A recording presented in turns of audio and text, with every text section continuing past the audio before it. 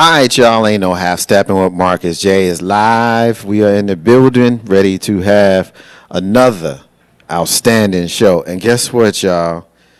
It's my birthday. I'm excited, y'all. I'm 45 years old, and I got folks in the room that's going to help me celebrate. You're listening to and you're watching the flagship show of Legacy Internet Radio, live streaming on Facebook, live on YouTube, replayed every single place you can find us. We're the flagship show of Legacy Internet Radio. We're calling Ain't No Half Stab with Marcus J. We are live from the den right now. It's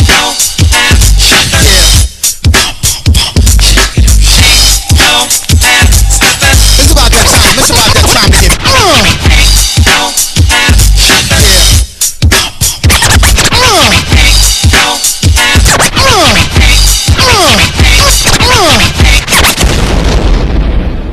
Button your lip, open your ears, strap on your thinking cap. Socially conscious talk that's entertaining with a dash of humor and the top sports stories of the week. It's time for Ain't No Half Steppin' with Marcus J. Sellers has Jordan. Jordan with 2 seconds to go. Puts it up and scores at the buzzer. Michael Jordan has won it for Chicago. Manning lobs it. Burris alone. Touchdown, New York. Down goes Frazier. Down goes Frazier. Down goes Frazier. He hits one deep to right center. That ball is out of here. The Yankees win the pennant.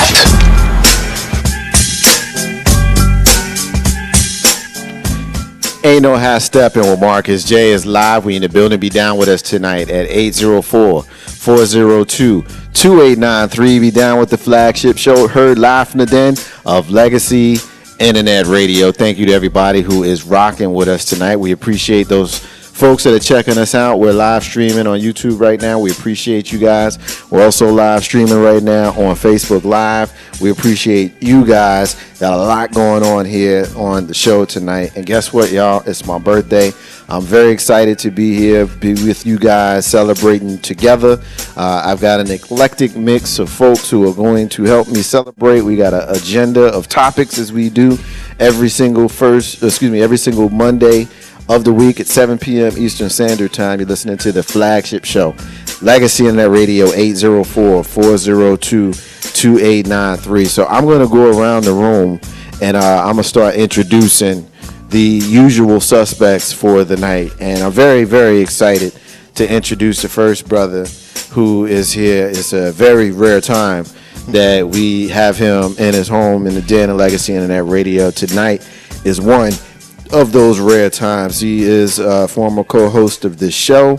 He is an overall utility player to the point where we let us do so much to the point where we got a section of the room that we named after him, the Sham Pipple Room. My brother, Mr. 3375. What's up, man? What's going on, man? How you doing, man? I'm good, man. It's good to see you in your home. I'm home, man. Just came off a fresh championship win Saturday with my 8-year-old team. Yeah? I'm still riding high, man. Congratulations, man. Congratulations. What is the team's name? Valda Ducks. All right, well, tell me about them. You the coach? Man, it's Are you Vince Lombardi? No, I ain't Vince Lombardi. But I do special teams and coach secondary. So, our defense only got 6 points scored on us all year long, man. We do our thing. Well, I think we definitely do our thing. It is because of the superior coaching and the great intellect of the coaching staff that allowed them to do the things that they do. To be honest with you, it's the organization, man. Is it really? Because I try to give him his flowers. It's linked with, if my people out there know Glenn Lee, it's linked with Glenn Lee. It's the organization, man. And most of our kids, and it reflects, because 80% of that Holland Springs team is Glenn Lee players. Yep. 80% if you really want to look at it. So yeah, it's the coaching, it's the organization, man. And they put together good coaches, man, and we teach fundamentals. And them kids at 8, they go out there and they play their hearts out, man. Yeah. And then they turn back into kids. Well, I'm glad they got you as their coach. Because I'm sure that they'll be led in more than just football. So That's right. It's good to see you here in your home. You ready to talk some smack tonight on whatever the hell we talk about? Whatever. Let's do it. All right. Of course, you here Our next special guest, she joins us on her show, which airs every single Sunday afternoon. Yes. Every single Sunday afternoon, right here on these airways of Legacy Internet Radio, 3:30 p.m. Eastern Standard Time. She is our sister Sonia Stables of From Prison to Promise. What's up, sis? Hello, how are you? How are you doing Happy today? birthday! Hey, man, thank you It's very your much. birthday. It is. Yes. It's my birthday.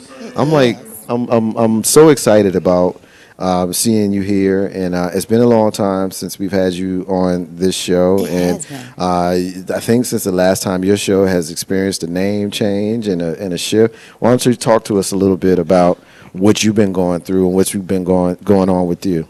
So, From Prison to Promise went from a radio show to a 501c3. We now have our nonprofit status. Very excited about that. Congratulations. Thank you. Doing some community outreach things, trying to do partnership with grassroots organization in the area, just to big each other up and network and let people know who is out there and what we're out here for.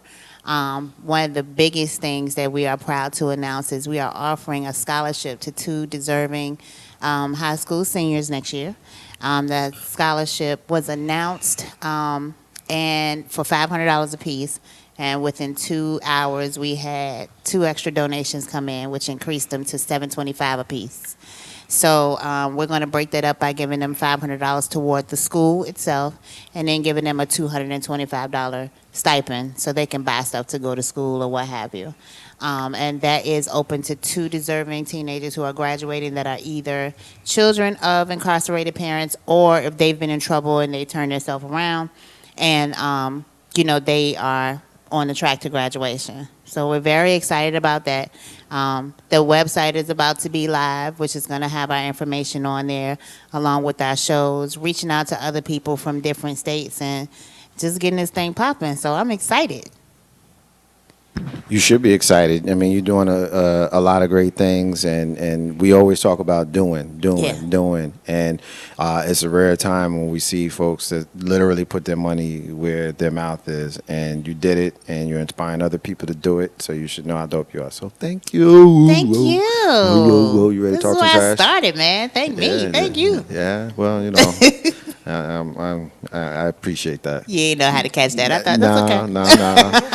That's okay. I try to be humble, so I appreciate it, man. No problem. The fact that y'all even here on my birthday is just thank you. Of course, last but not least, she normally joins us on the 4th Monday of every single month, but we weren't here last week on the 4th Monday because of the holiday. And then when she looked at the calendar and she said, "Oh my God, this is your birthday! I have to be there. I have to be there." That's how it went down? Or I might have just called and said, "Can you come next week instead of this week?" I think that's probably more accurate. I think that's how it That's went. probably more accurate. She's a Yeah, Legacy we should Internet partner Radio for to sponsor. write a book because you're very creative. I have a way with some words, but anyway, she is Legacy Internet Radio sponsor, Free Spirit Enterprises, been with us since the very, very beginning. She's my sister. She is also the dating pool blog that she has, and we just do a whole lot of cool stuff. She's my sister, dating pool diva, author, charisma, author of 7 books. Yeah. Awesome. Yeah, prolific. What's up, sis? Nothing much. How you doing? I'm feeling energetic and excited. It's Yeah? your birthday. It is. I'm just ready for the show tonight. Yeah, David Diaries. I'm I got ready. some stuff for y'all. You got some stuff? Oh, shiggity. I'm excited. Yeah. So we got a couple of some hits in social media. So let's see. Our sister Cara, Red Table Talk RVA is checking in. Yes. She's saying hello to us, and she's saying peace to you guys. Let's see. Hey, Cara. Our sister Avail is checking in. She's saying happy birthday to me. I know that's not your name, sis, but I'm going to say it because that's your Facebook name. But thank you, sis. I appreciate you, my true fighter sister. Let's see. Our sister Faith is checking us out as well. So we're getting some love here in social media. 804-402-2893 is the number to dial. The phone lines are open.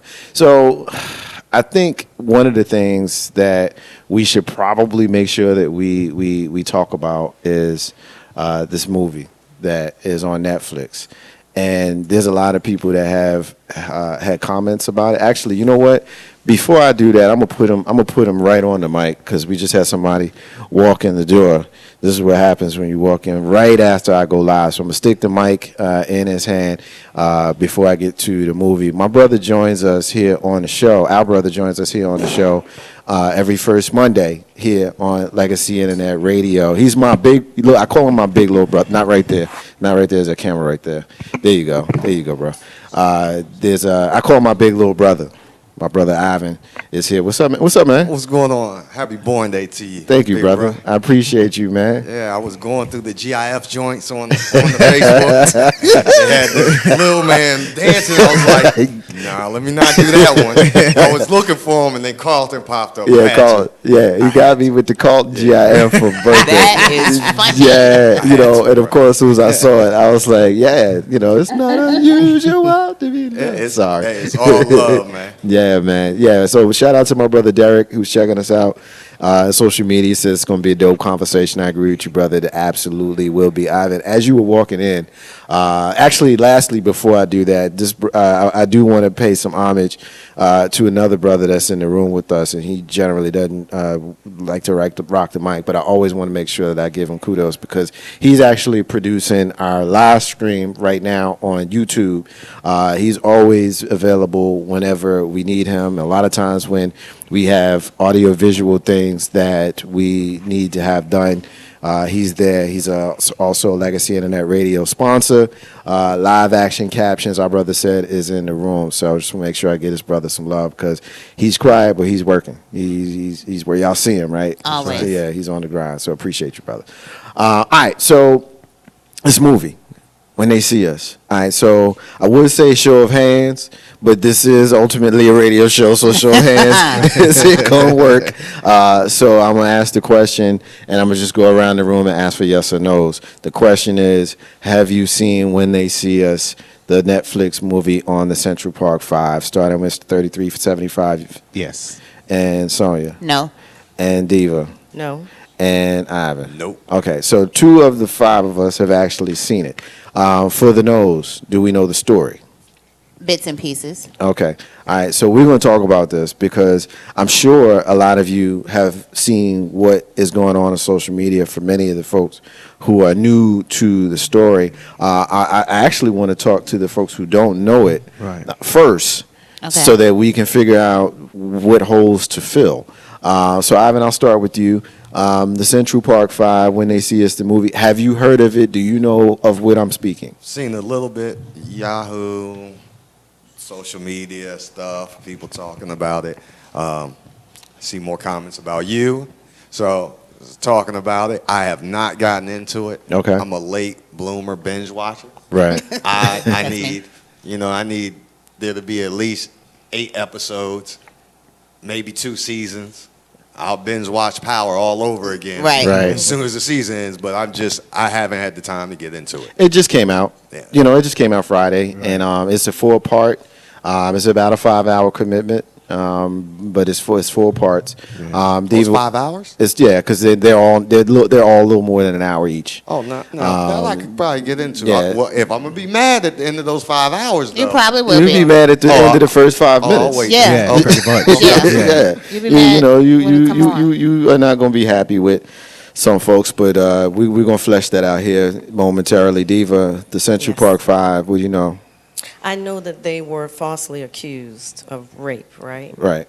That's about as far as Okay. it goes. And I remember the case back. Then that was my next question for you. Do you remember it from history, or is it something that has just touched your consciousness because it's in the news now?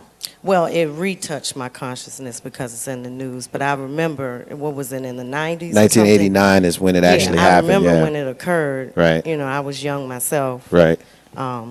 But I didn't know a whole lot about it back Right. then. Right. Yeah. So, and shout out Facebook Live, folks. I'm trying to find a good spot for y'all so that I can get y'all involved in the conversation. I don't know if I'm going to get it so y'all can see everybody, but I'm going to do a little bit better than what I had it a minute ago. So, but anyway, Sonia, what do you know about, do you know it from history? Do you know it from its new consciousness? So I don't know it from history. I know it as being a part of history. Okay. But I've heard of it from the advocacy sites and the people that I've talked to over the years. Right. As far as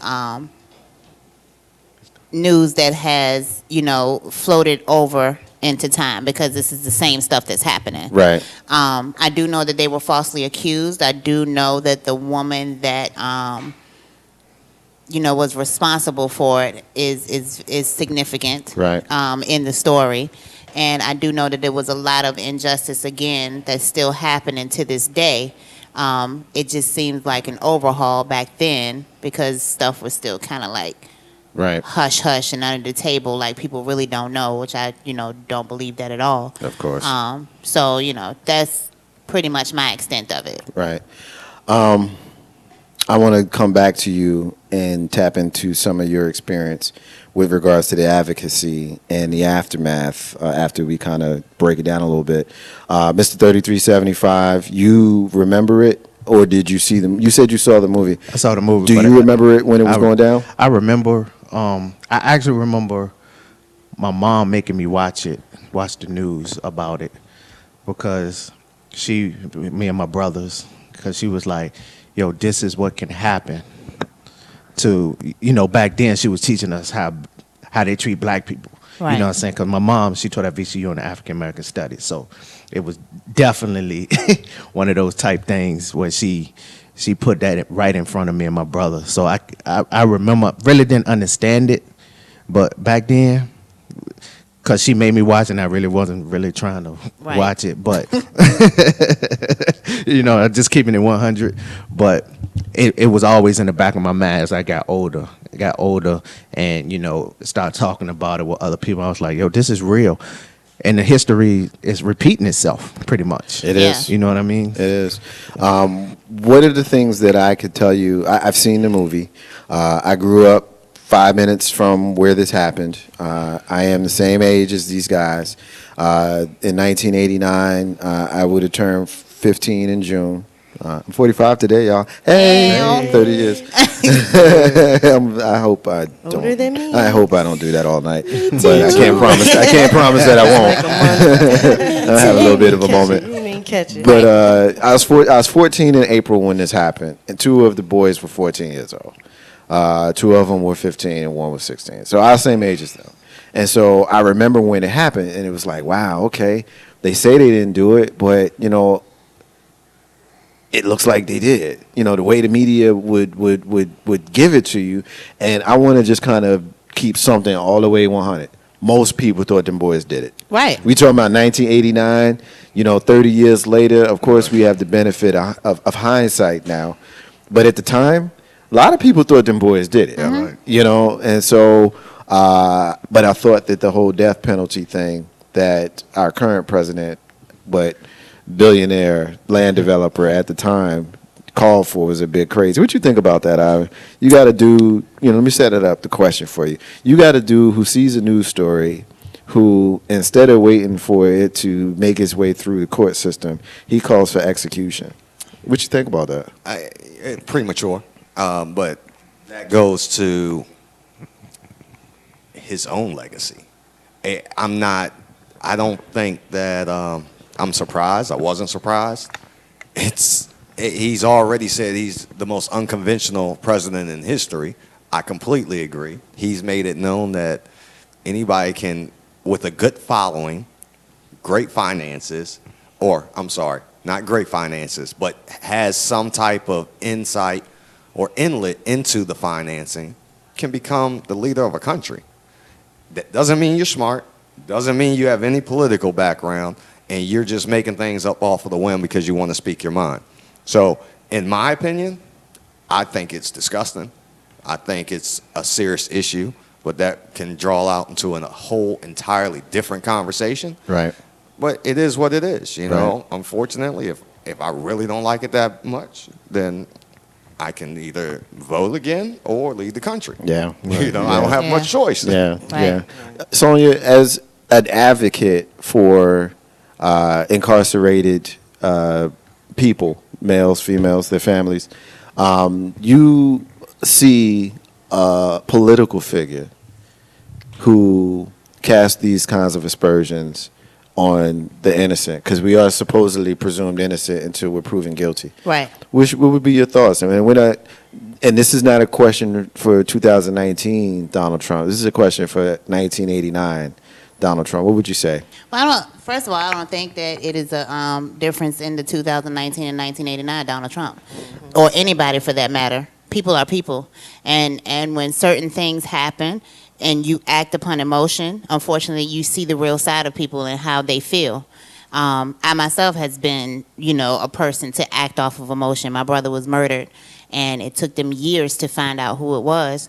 Not only that, when he did get convicted, he got less time than it took for them to actually find out who it was. So I have acted upon emotion. I have said things in the universe that I wanted to see happen to him. So, and that I can say that, I've had to ask for forgiveness from the Creator for that because it was off of emotion. But with that being said, I think that when people like Donald Trump or people in authority position, when they say things like that, they are speaking for the voice of the people, of what people are afraid to say. Because that's really how some people feel. They feel an eye for an eye, no matter what. They don't care. This is why you have the problem of mass incarceration and the problem of people getting incarcerated for a gram of cocaine for life, or people, 15 and 16-year-olds that are getting tried as an adult because of their lack of understanding in the legal system, their lack of representation, and their lack of actually knowing what their rights are. So I think that when people abuse their power like that, because I think that that's what it is, once they get to a certain point, they abuse their power and they think that they can say anything. But I also think that they speak for the masses, because, had Donald Trump not been a name that people were out there and he was some good old boy, he probably would have got his ass kicked if he would have said that, like, without no problem. But because he is Donald Trump and because he did have the notoriety that he did, nobody's going to try to test him. Everybody can say what they want to say behind closed doors or, whisper underneath their tone, but who's going to get up and confront what's actually going on? Because the Central Park Five is not the first or the last set of black men that are going to get railroaded like this. You have people that are coming home in numbers that were falsely accused, not even given a chance. They've been gone since they were 14 years old, and they're coming home and they're 65, no families, no children, no knowledge, no anything. Some of them couldn't even read when they went in there. They've spent most of their life in prison. So now it's, oh, I'm sorry, you didn't do it. Go out and live your life. That's a disservice all over again. You just smack them in the face all over again because you're throwing them out there and you're giving them their freedom, but are you giving them the tools to go about their life? No, you're not doing that. So, I mean, I just think that, of course, it does not surprise me. Nothing surprises me that anybody says.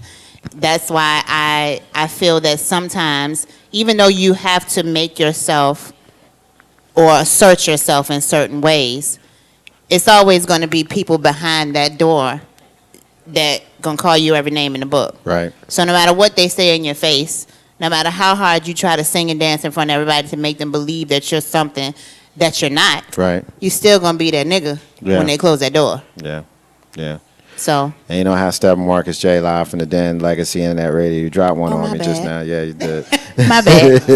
I got excited. You got excited. It's all right. It's all My right. bad. It's all right. It happens, man. It's just roll on. Yeah. Yeah. It's just like that F-bomb that I'm gonna drop at some point tonight. I give myself one. You give yourself one. I give myself that one. was my one. I'm done. And the one that, yeah, exactly, right. And I got fussed at. Colin Banks fussed at me. He was like, "Yo, when we used to do the show, you used to get mad at us." You know what I'm saying? But I'm gonna tell you that one F-bomb that I dropped per show was inspired by our next guest because he don't really care. Like, he'll come in and he'll just say some stuff, and I'll look at him crazy, and he don't care that I'm looking at him crazy. You know what I mean? He'll just keep on going, and I'm trying to be like, tell him, like, please, and he don't care, but I love him for it. But before I get to him, I guess we getting a call, so let's see who the caller is. You live on Ain't No Hashtag Marks J. I am the host, and it's my birthday. Happy birthday to me, caller. What's going on? Yeah. Not too much. Marcus J, happy birthday. What's happening, man? What's going on? I know your voice, but why don't you tell the listeners who you are? This is Miss Tony. What's up, Tony?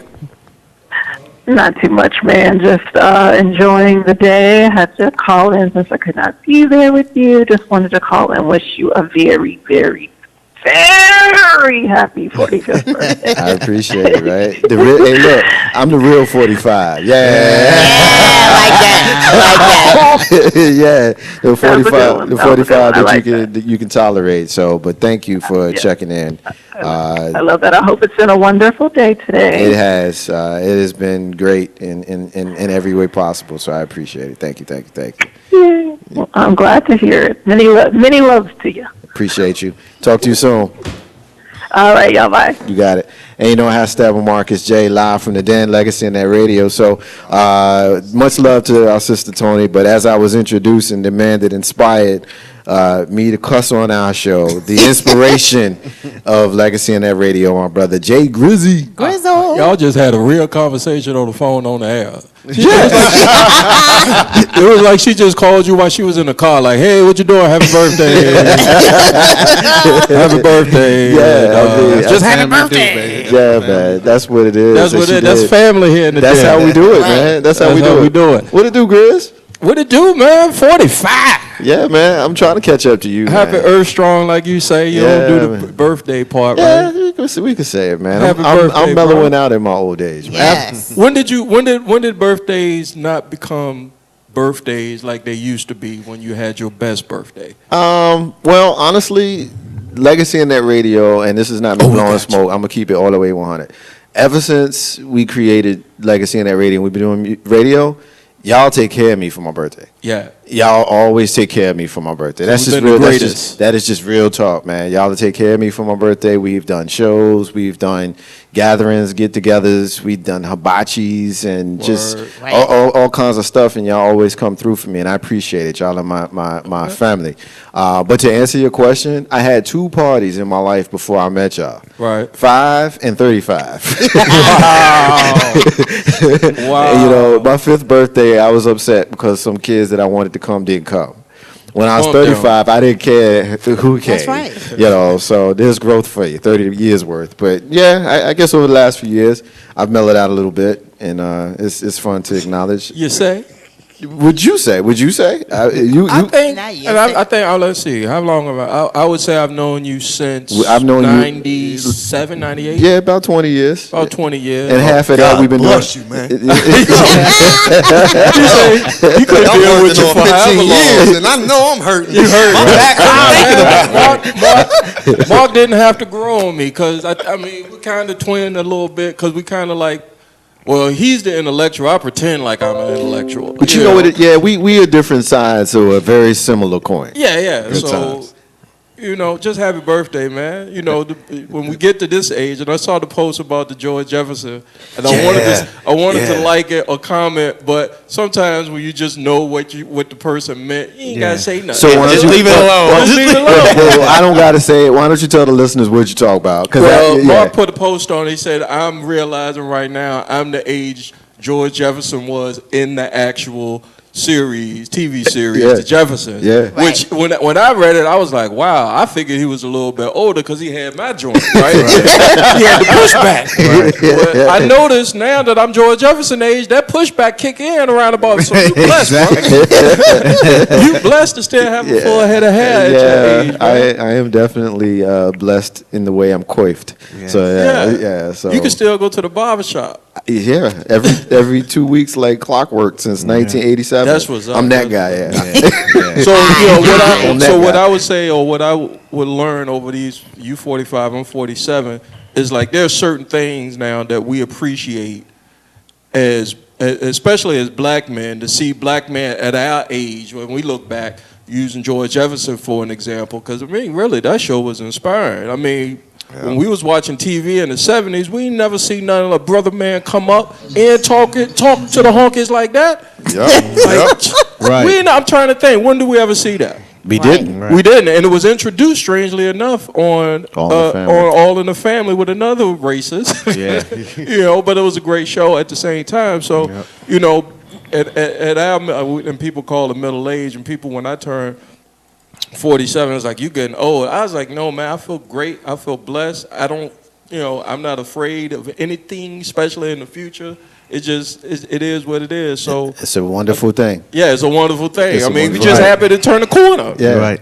You know what I mean? I got this. Somebody else just came in. Oh, she just done. Is you finished or is you done? You just got here. Hey, girl, hey. She don't even want to speak. She don't. Come on over. She can't breathe. Why she coming over? Well, now that you said you can't breathe, you got to tell us why you can't breathe. Ladies and gentlemen, comedian as Lissa P here. Ain't no half stuff. Hello. You know what? Good evening, kind folks. All this good colorism up in here. This is just great. All the browns and the dark browns and the light browns and the birthday people. Hey, guys. Hey. Legacy Internet Radio. Happy birthday, Marcus J. Thank you very much. I got a plastic grin on my face right now. I don't usually have this. I got the first Too lady bad in I the can't do building. the whole, what is it, the Marilyn Monroe thing? Happy birthday. What she did. Yeah, do that. Do it. To the real 45. Somebody was listening. Yeah, no, but really, happy birthday. Thank and you. It's good to see you. Every day above ground is great. Yes. And I'm so glad to see all of the family in here with you today so we can celebrate. Yeah, man. So you two are the only ones who haven't answered the question for the topic that we're on right now. We're talking about the Central Park 5, and we're talking about the movie When They See Us. Have either of you guys seen the movie? I have seen parts 1 through 3. Okay, Grizz? I haven't seen it, but I'm going to let Lissa P take it. I'm going to tell you why. Well, the reason why I'm asking is, we just kind of went around at this point. Jeff and I, Mr. 3375, are the only ones who actually watched it, but we all have varying levels of knowledge of the case. And I just brought up, I tell you what, I'm going to play this clip. It's a clip from the movie where Yusef's mom and another woman are watching the media coverage of the case, and there's a particular piece where current President Donald Trump states his opinion on it. I want to play this. I want you guys, obviously you'll hear his voice, so pay attention to him, but I want you to pay particular attention to the side chatter that they are having as they're watching this on the television. Take a listen. If there's ever time you go and drink, you need to drink now. And I think sometimes a black may think that they don't really have the advantage or this or that, but in actuality, today, currently, it's a great. I've said on occasion, even about myself, if I were starting off today, I would love to be a well-educated black because I really believe they do have an actual advantage today. What is a black? I don't know. But hell, maybe he's right. Sometimes you gotta ask yourself, when is the white man gonna get a break in this country? Girl, don't make me laugh. We need to keep that bigot off TV is what they need to do. Don't worry about it. It's 15 minutes almost up.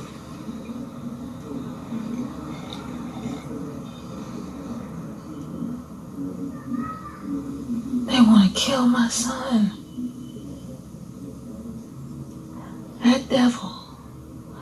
That devil wants to kill my son. You gonna take an ad out about killing my son?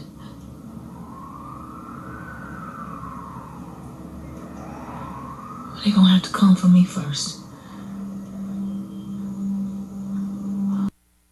And you know how Steppin Marcus J, live from the Dan Legacy and that radio. I played that clip, but not so much to hear Donald Trump, but it helps to set it up, Ivan. But to hear the parents. Hey, look, you know what? I didn't know if I was about to interrupt you or if you were going to ask us about that clip. Yeah. Let me just tell you something. Yes, sir. I don't see a difference from that Trump to this Trump. No offense. Well, I care less what anybody thinks. I mean that. And that's a clip of this show, this movie, an actual clip of an event that occurred 30 years ago. At the same time, he's the exact same person as of today. That's a problem. People grow. In 1989, you said you were 15? Yeah. Golly, man, I was 6. So for me, I didn't change 30 years from now. Right. From then, you know? Right. Now, if I was sitting there still drawing with crowns and stuff right now, that would be a problem. People would look at that as an issue. I would have problems financially, family life, everything. Something's wrong with that dude.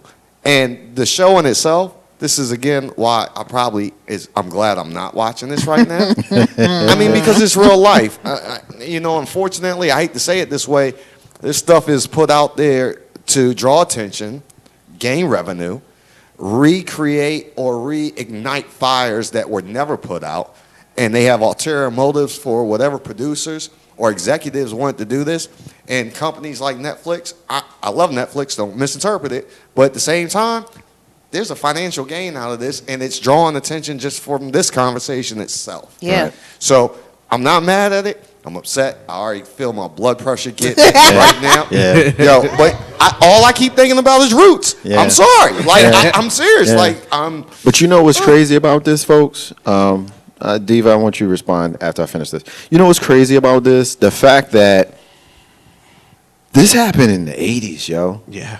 This happened in the 80s, yo. Right like, here. This was a litigious lynching is what that was. Yep. Because when you look at what happened to Kevin Richardson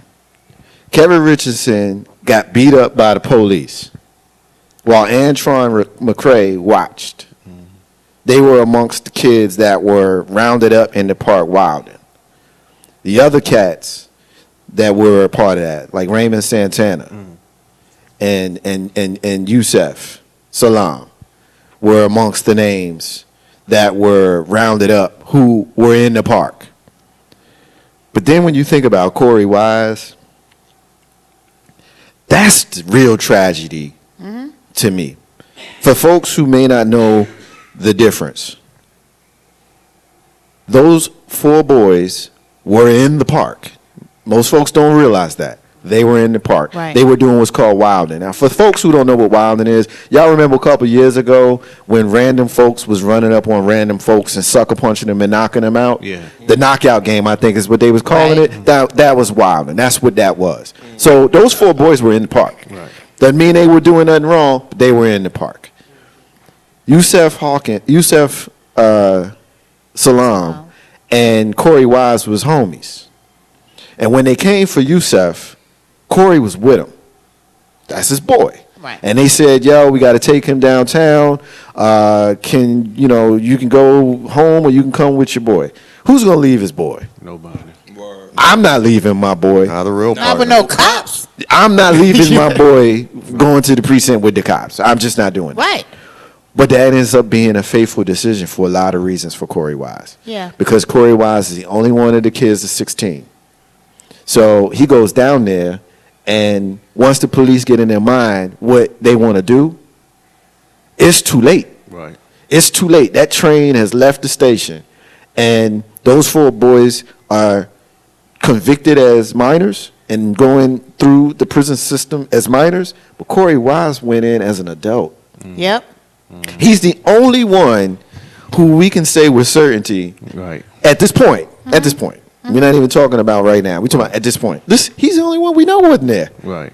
We know he wasn't there. But he goes to jail for 13 years when the others go for 6. Yep. And it's while he's in there for the time after all of the other 4 guys are out is when he's in prison and he meets the dude that actually did it. Think about that for a second. Now that's a whole nother thing to trip on. You know how many times I heard that story? He meets the dude that actually did it not once, but twice. Right. In prison. Dude admits, they go through the investigative process, and obviously we end up seeing what ended up happening. But Corey Wise, yo. All of them are tragic. Right. Yeah. But him is even more so. Diva, jump in here. I don't know how much you mentioned how you hadn't seen the movie. Right. But, just as a person who knows what you know about how America works and how the legal system works and what it's like to be a 15-year-old kid, you work in education. Right. Just give me something. Well, I mean, The main reason why I didn't watch this Netflix special is because it is a tragedy. It is reality. It's sad. And why should I watch it to become just angry and sad all over again? I mean, you've seen this story over and over and over again, whether it's on TV, movies, or it's the news. It's over and over again. And when is it going to stop? You know, what is going to happen different? You know, we get angry on the inside, but no action occurs on the outside. And so that's my frustration. And, you know, I'm in that boat too of thinking, well, what could I do to prevent this? You know what I'm saying? I think we all are, if we really want to make a difference. We're all thinking, like, what can we do that's not going to be detrimental and violence and all of that kind of stuff, but that will really affect change? You know, so that's my frustration. That's why I haven't seen it. You know, I don't know if I will eventually see it, but right now, I just don't feel like going through that emotional roller coaster. I respect that. Sonya? So I feel, and, you know, I get what you're saying, and I respect everybody's opinion. I feel because I have 2 boys that I owe it to them to watch it. Because... Hold that thought. Gotcha. Hold that thought for me. Ain't no half Steppin, Marcus J, live from the Den Legacy Internet Radio. You rocking with us. We gonna roll with you, caller. What you got? What's up? Happy birthday, Brother Marcus. Brother John here. What's happening? What's up, my brother John? What's happening, man? What's up? You know, I'm out here working with my lady, putting things together. I couldn't get down to the show. You know, I wanted to. I appreciate you, brother. I appreciate you. Love the subject matter. I got to speak directly to it because I lived it. Okay. Tell I was us more there, specific. you know, and I was 21 when it happened. Okay. And was expecting my first child, my son. So this entire situation from the beginning, from the very beginning, everyone knew that it was bogus, right? What they didn't talk about that much in the show, from what I heard, I haven't seen it, was the destruction of the family, right?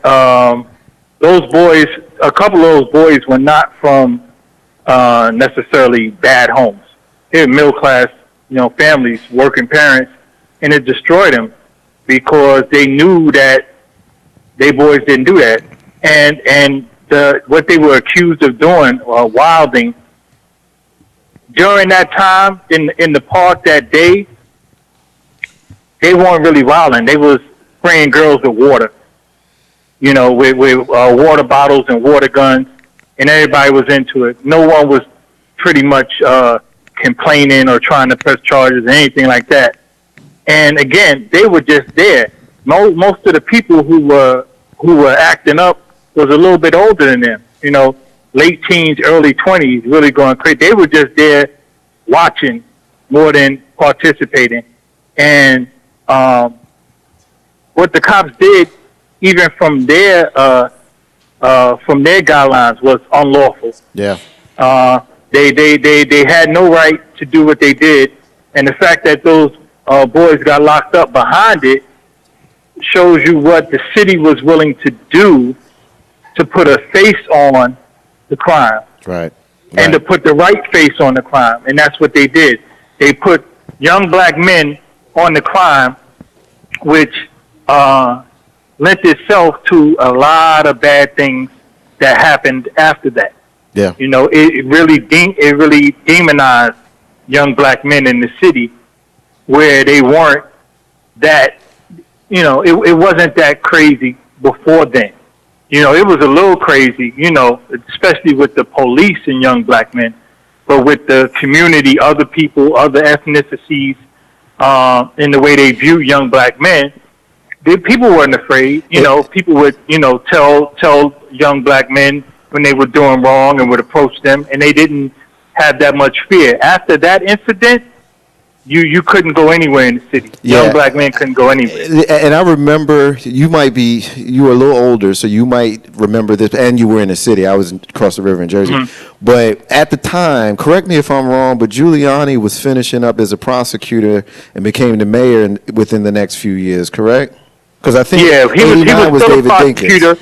He was still a prosecutor. Okay. Right? Yeah. David Dinkins was just He was just there, and there had been a lot of things, man. We had Eleanor Bumpers. Yeah. We had Larry Davis. We had the dancing guy in the subway. I forgot his name. Yusef Hawkins. Yusef Hawkins. That's why I kept saying, you heard me a few minutes ago? I kept wanting to call Yusef Salam Hawkins. One kid was in, one kid was Chief Set Bay, and the other kid was Bensonhurst. Bensonhurst. One was Bensonhurst, and one was, Michael I forget what they call it. Michael Griffin. Michael Griffin. Right. Yeah. Then you had the Spanish kid with the football. He threw the football, it hit the cop car, they killed him. Yeah. Yeah. So there was a lot of stuff going on in the city, and they were able to paint this picture of these terrorizing, they called them a wolf pack, Yeah. right? They said they were wilding, they were wild animals. So a picture, you had these 5 black young men, teenagers, boys, and you had the headline, Wolf Pack, Wilding, right? And that put a fear in the city, and that made every young black man a target. And it was strategic, it was purposeful, and it was planned. So now, so many years later, they're released, their families got some money, but the damage is done, and it cannot be undone. And no matter how many movies you make, and I don't necessarily have a problem with the movie, because the boys and the families made some money from it, and as well as the network made their money. But I think the story needed to be told, because if you tell somebody about what the police did before, they would say no, they didn't do that. They wouldn't believe it. They wouldn't believe it. But now here's a story. Now you can believe it. So maybe now you can understand what police are continuing to do. Right. It is to no this difference. day. It's no difference. Listen, I appreciate you, brother. You always bring a whole lot to us, man. And tell your lady we know who she is. She just sent me a no happy birthday. Tell her I said peace. Thank you. Yeah, for sure. Keep up the good work. I'm going to try to tune in. I'm about to be in the car, so I'm going to tune you in while I'm driving, but it's all good. I appreciate you, brother. Be cool, man. I'll talk to you soon. All right, brother. Peace. Ain't no hashtag Marcus J live from the Den, Legacy Internet Radio. Grizz. Well, no, I haven't seen it, but and I saw a little backlash online for people that was challenged, that was not to see it. People was like, I don't want to see it. It's going to get me upset or whatever. I'm going to see it. I'm indifferent about who watches it and who doesn't watch it, but I just like to put it in perspective a little bit, a historical perspective a little bit for the listeners in regard to the Central Park 5. You even go back, and I'm not even going to put it on a documentary, but just the way the U.S. government, and we all know who the U.S. government mainly is represented in, to see how they finesse the laws and finesse the system that perpetuates white supremacy and where it is right now in America. And I'm just going to give you a little bit of historical context, and I throw it back to you and your listeners, Marcus. The 13th Amendment, forget the documentary, I'm just talking about the 13th Amendment in and of itself. It's your birthday, brother. You get a pass. It was called 13. Hey, right. Sonya.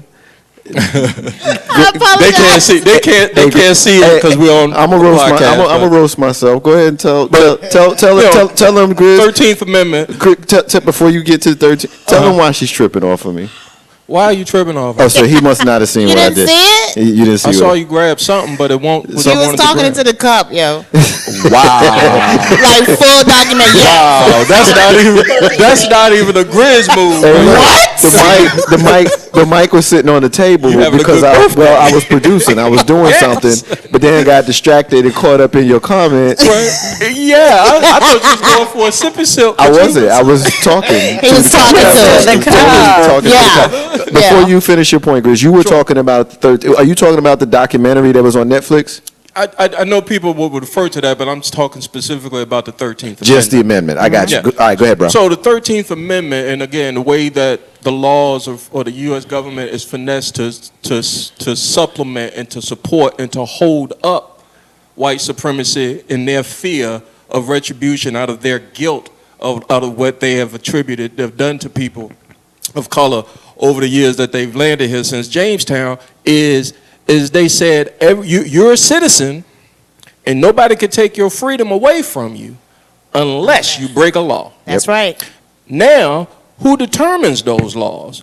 Now, I'm going to just parlay that real quick to how those laws came about, because I strongly believe we are in the second Reconstruction period of this country. The first Reconstruction period, once, quote unquote, black folks was emancipated, the white Southern Democrats created laws after the Union and the Republicans left the South after they won, with the support or the lack of support of the North, because people forget about this. This happened in New York City. This didn't happen in New Orleans, Memphis, or any other southern town. This happened in New York City in the 80s. But here's what I will add to that before you finish your point. Malcolm X once said that everything south of the Canadian border is down south. There you go. There you go. So, put it in a worldly view. So the first, and to put it in another historical test, connect the dots. Once the Republicans and the Union left the South in Reconstruction, the Southern Democrats came back into power, and they reversed. They took away the right to vote because it was 4 million of us here. We outnumbered them. So if you give us the right to vote, we're going to put the people in place that makes laws that first, we're going to make laws that are equal, not retributive. Is that a right word? Help me. I never heard it before, but we're gonna go with it because I think we all did. You might be able to, I'm almost positive you can scrabble that one. Yeah, get away with that one. That's but right. See, the fear was context clues. We got you. The fear is that we got all these Negroes down here that outnumber us. We're afraid of retribution for all the bad stuff that they done did, and this guilt still plays on America to this day, to the white man. Yep. So what they do is they create the law that the country as a whole said you can't be held up under your will or enslaved unless you break a law. So now they make laws such as the Jim Crow laws, vagrancy. I didn't even know what vagrancy is until I read it. And the law said that if you didn't have a job and you were just standing around, and when you a free slave, you just got out of slavery, you ain't got no work, you ain't got no land, so what you're going to be a vagrant. They make a law to put black people and people of color in prison. And it's obvious. But they're not going to address it. White folk are not going to address it because then the good white folk then have to admit that they did some bad stuff. Yep. And that's where it's supposed to start. Because they're not, the people on Netflix, this brother made a great point. It is out on Netflix for a reason. Granted, we're not taking anything from the merit of what any of these docs, 13 or the Central Park 5, or any of these docs taken away from, but that's white people trying to say, we know we did bad. We know we did bad. But the people that pull the strings, the people that actually put Donald Trump into power, because he's there for a reason. Yeah. And these laws, Lord knows what's being passed or what's being put into place under executive action under our noses as we speak. That 30 years from now, our kids might have to deal with like we was dealing with Jim Crow and segregation now. Yeah. Back to you, my brother. Well, thank you, brother. I appreciate you. On your show. I appreciate you. There's a lot of different ways that we can tie all of this together. One of the ways that I choose to right now, if we're talking about the other 45, because I'm 45 today, the other 45 as president of the United States, I remember when this was going on and when 2015 and 16 we had to run up, a lot of folks were seeing Donald Trump and had only heard of him through The Apprentice. And they would tell us, people like me and people like our brother John who called in and others, that we was race baiting when we talked about the Central Park 5. Many of you may remember, I've kind of always talked about the Central Park 5. I grew up with them. I kind of always talked about it. And you know how Steppin, Marcus J, live from the Den, Legacy on that radio. You rocking with us, and we're rolling with you. What's your name? What you want to get in on, caller? Name is PB. I want to call him with the host a happy born day. What it do, pretty boy? What up, man? What's going on? How you doing, kid? How you feeling? I'm well, man. Everybody, this is my brother Damon calling in. Say peace to him. What's up, man? What's up, brother? How you doing, man? I'm doing good. I had to call my man on his born date, especially doing a live show. So yeah, man. We talking about the Central Park 5 right now. Have you watched the documentary? No, I haven't watched it yet, but I've been hearing a lot of stuff about it. Yeah. Definitely going to try and binge watch it this weekend. Yeah, when we were young boys at the time, I didn't like you yet, and you didn't like me yet. We knew each other, but we didn't like each other yet. But as a couple of 14 and 15-year-olds, do you have any recollection for how you may have felt, or anything from your youth, when this was going on? Anything you want to share before we transition? Oh, definitely. I remember that time of my life. It was leading the news every night. They was talking about us being savages and wilding dogs and all this other stuff. And then, of course, you have your man Donald Trump getting on there doing his own little press conference about how they needed to be prosecuted to the fullest extent of the law, And it was disgusting. The way we were treated, the way we were talked about, the way those boys were treated. All the stuff that they did and dragging their families through the mud, their names through the mud, and never got an apology. Nah, and they still aren't going to get one. And the piece of the story that we haven't touched on was the fact that once they were exonerated, they sued the city, and the city basically refused to settle, draining their finances and draining until the current mayor, Michael Bloomberg, said enough of this. And he went ahead and settled it. And this is where you had people who were really upset about it. So yeah, it's a big deal. So anyway, thank you, brother, for calling in and checking in and showing some love to your brother today. Nah, not at all. No thanks needed. Of course, I had to call on the 4-5. Yeah, man. I'll speak to you in 5 weeks when you hit this spot. Yes, sir. Yes, sir. Talk to you later, man. Love you. Nothing but love, baby. Peace. And you know how Steppin, Marcus, J. Live from the Dan Legacy and that radio. One of the pieces, y'all, that we haven't talked about Linda Fairstein. Let's talk about Linda Fairstein for a minute. Why?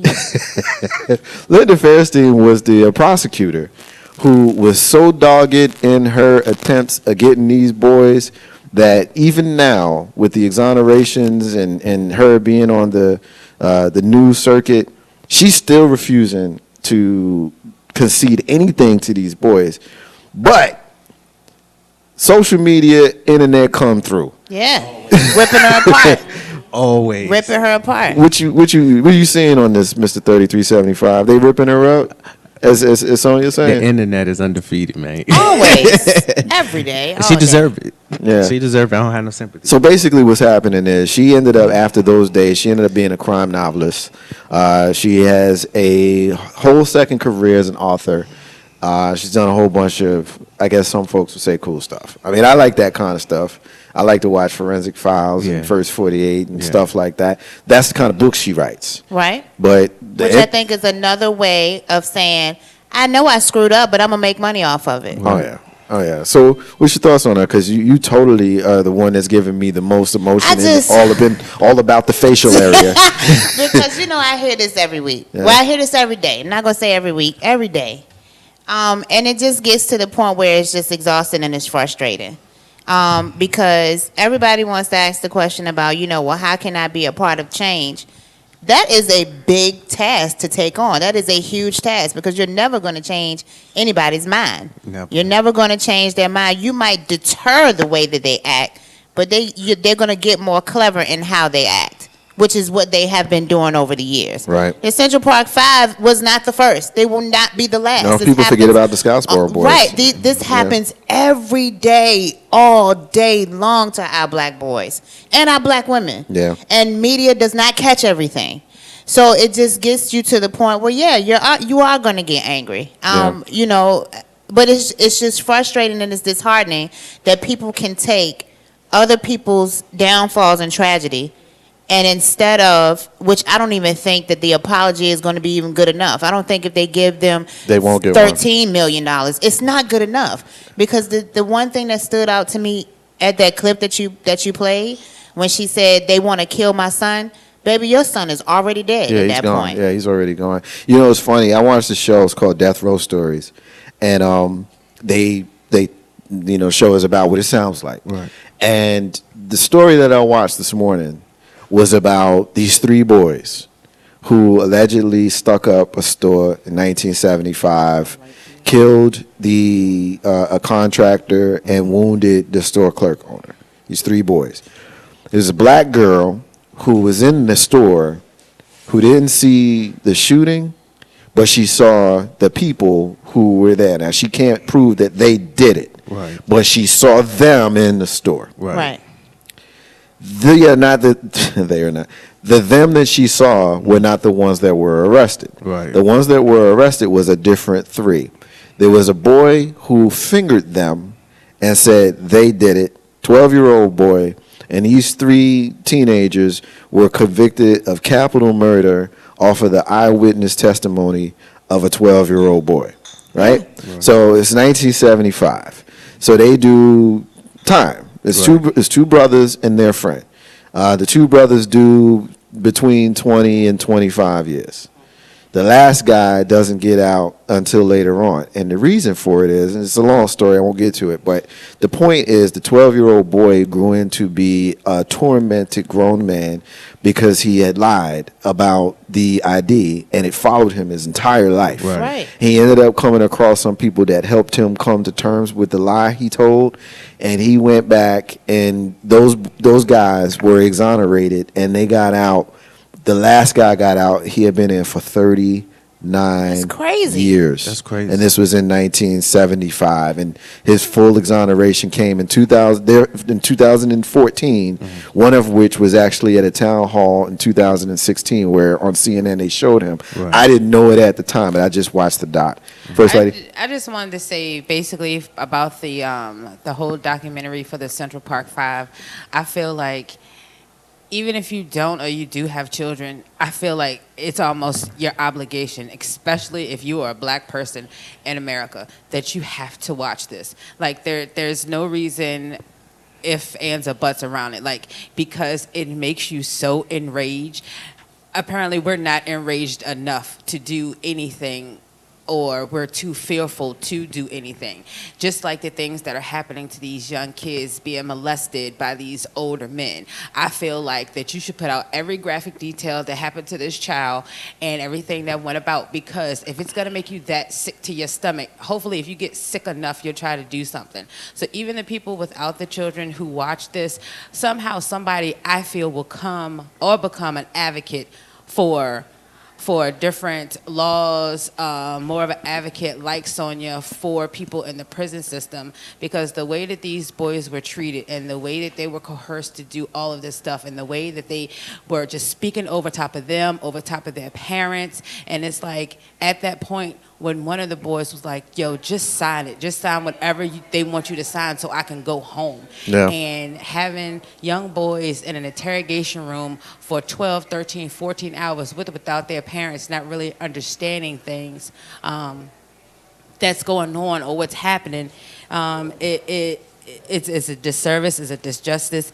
We're not injustice. We're not going to get any better because, again, a lot of people feel like, well, it didn't happen to me, so I'm just going to be quiet and just let it do whatever until it actually happens to your son or your daughter. So I feel that with or without children, everyone should watch this documentary. No, I agree. I totally agree. And that was one of the positions that I wanted to take. I'm glad you brought that up. And I'm glad you brought up the part about how the parents are affected, because, you know, obviously we know what the deal is with Kevin and with Antron and with Ray and with Yusef and with Corey. We know their lives have been permanently altered. But as a parent of a child who's in that same age range, I used to be in that age range. You know, I had a conversation recently with someone about when you get older, obviously with wisdom, you see the world different. As the parent, I'm heartbroken about this. I mean, you know your child. There was one point Michael K. Williams plays Antron's dad, and he just kept saying, I know my son. Right. I know my son. You know what I'm saying? Like, Yeah. I know my child, and I know what she's capable of and what she's not. And I know what line she's going to cross. You know what I'm saying? So as the parent of these boys, it's like, come on, man. Every once in a while, you got to outlier crazy-ass kid that does some crazy stuff. Right. But we also know from the 1975 case, because I guess the piece that I didn't finish, the police pressured the 12-year-old boy. Of course. They pressured him to make that, confession, well, not confession, the ID. That's the technique. They get taught to do that. Yeah, yeah. And let me say too, one part, and I'm one who does not like to give spoilers, but I think one thing that if you have not seen it, please pay a particular attention to the part. I think was the youngest one named Kevin. Was that Kevin? Kevin. That had the? Yeah. Now I am going to give this part away, but in this part of the documentary, the youngest one, he actually got hit in the face by one of the police officers. One of the police officers hit him in his eye with his hat because he was trying to, I guess, calm him down, trying to cuff him. And the boy was like, I didn't do anything. So to get him to stop moving and resisting, he hit him in the eye with his helmet and knocked him out.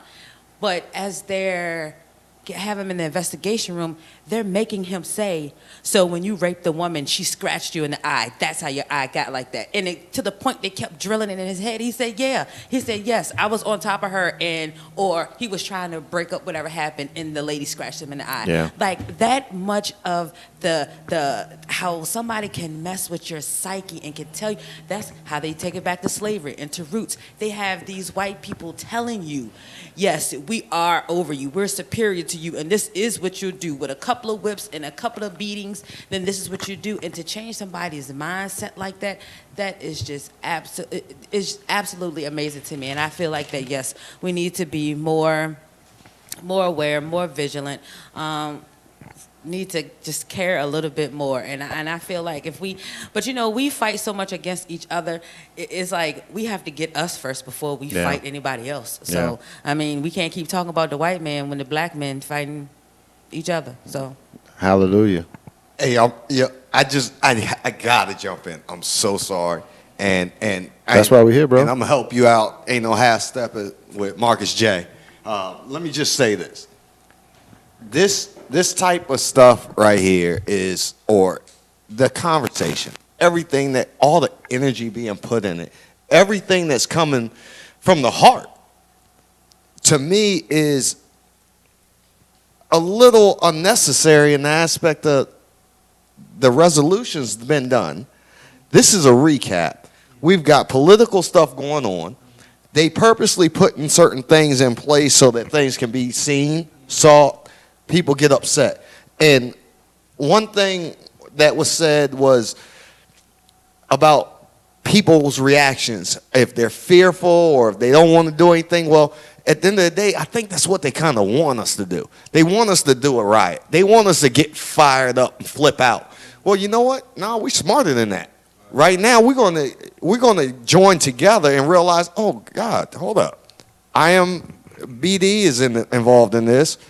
There's people involved with the filming industry. They're making money off of this. This right here is something where there's an election coming next year. Nobody can forget that. Do you want to see an outrage of one type of color and miss all the other stuff? Because that's the same thing that happened when Trump went on there and said, grab them in the P. You know what I'm saying? Like, real talk. Everybody got furious. But it ain't really matter. Real talk. Like, I got all girls. Don't misinterpret it. That made me look like, what in the world? That dude is tripping. But there's certain things that there's ulterior motives with this. And I hate to say it like this because this is history. This is culture. It should be in a book for my children to learn, my 3-year-old or my newborn. But unfortunately, they're going to have to get a Chromebook in. Golly, if it's this year, they'll get the Chromebook. They don't give textbooks out no more, apparently. But there's certain things that have to be taught. The way that this is dramatized, and I say that loosely. I don't mean that this isn't real or it didn't affect people, because it definitely did. It's definitely personal. A speeding ticket by a young black kid who's 16 years old in 2000 or 1997 could affect the family. So this, I get it. I get it. And can't nobody, I understand the young man got hit. They're still doing that today. They're still doing that today, and that doesn't make it any way better unless we all realize we have to figure out how we can step up together, work together to achieve something different. Because this is for money. Real talk. This is for money, and it is what it is. The brother makes a very good point in regards to what is the resolution out of this, especially for us as black folk, because we are seeing stuff happen in front of our faces in this post quote unquote after Obama era, because the black man became half black man became president, that now black folk is real laxed in reactions to anything. Insensitive. I mean, Americans are desensitized to a lot of stuff anyway about the stuff we see, but this stuff is happening to us, and we have to react to it to overcome it as a whole, and not just be so laissez-faire about it. It's just a Netflix doc. No, we have to come together and do something about this to affect change, to make sure that this doesn't happen to our people. I think the starting place is the dialogue. We have to have people understanding what we're doing. You know, we had some folks in the room today, and I'm sure some listeners who hadn't been quite as familiar with this case as others of us are or have been. It's important. They have certain things that they say never forget. You know, we have things that we should never forget. We should never forget what they're capable of, especially when you look at things like the Civil Rights Movement, March on Washington. My mama was at the March on Washington. She always tells me the story. 1963, right? It's a big deal. That was her era. And when we see people casting aspersions of that era, like, yo, my father had issues when he came back from the service. Like, these people are still alive. We can still talk to them. That generation is still here. But guess what? That's us now. 1989. Everybody in this room, you know, is of age to where we have conscious memories of that time frame. And I think we need to pay that information forward and educate our children on what's real and how to navigate around it. Some stuff they're not going to be able to avoid, but the stuff that we can help them with, we need to do that. Ain't no how to step Marcus J. live from the den. Legacy in the radio. Going to take a break. We come back. We're going to have our Diva Diaries. Diva, you want to tease them? You want to tease them a little bit? I know that's what you like to do. You big old tease over there. No, you big old tease. I got some good stuff. All right. I don't want to tease it. All right. You know, I just want to hit you with it. All right. Well, we got our live stream going. We are live on YouTube. We are live on Facebook. We're going to shut Facebook down and bring it back up. I am Marcus J. This is the crew. You are you. We will be back in a few. Hey, I'm Mama J, and I'm rocking with my daddy Marcus J here at Legacy Internet Radio, where independence is key to building your legacy. Go, go, go, go, go, go, go, shorty. It's your birthday. We gon'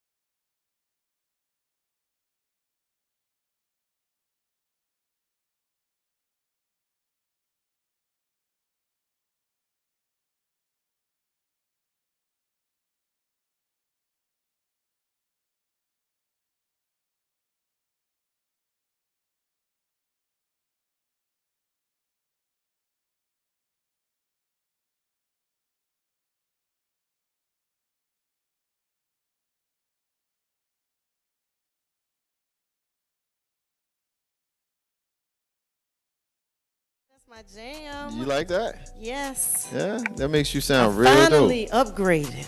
Yeah, man. It took you I how many upgraded years? from Beyonce. How many years we've been doing this? 7, right? 7 years. Yeah. So, Finally got a new song. well, I'm glad that we got it. I'm glad that you're here, and I'm ready to rock and roll. You got some Diva Diaries for us? Yes. I actually have kind of like a what the hell type of topic. Can I steal your thing for a minute? You can do just that. Yes, this I'm one okay is, with it. It's crazy. All right. Okay, so I don't know if you guys watch vlogs, stuff on YouTube where they're talking about like current events and celebrity news and all that kind of stuff. But that's like my guilty pleasure. That's what I do. I watch lots of vlogs and things on YouTube, right? So there's a girl, Nick at Night, and she had this vlog where she's playing the video first. And the video is this pregnant wife who holds the side chick hostage, threatens the killer, whips her with the gun, Hold on. and records it on her phone. Is this real? This is real. This sounds like a movie, not don't it? scripted reality. No, this is real Go ahead, thing. continue. I'm sorry. And by the way, the side chick was the first woman before he got married to this pregnant wife that I'm talking about. Mm-hmm. Okay, so I mean, she's like beating her upside the head in the video. All kinds The of lady is tomfoolery. just frightened, like, "Don't kill me! I'll leave. And she's like, "You better call a effing Uber." All this other crazy stuff. Like, "You better get out of here." There's a big, gigantic dog. I don't know what kind of dog it is, but it's a huge dog, and it's sitting beside the lady that's terrified. And The dog chew it up.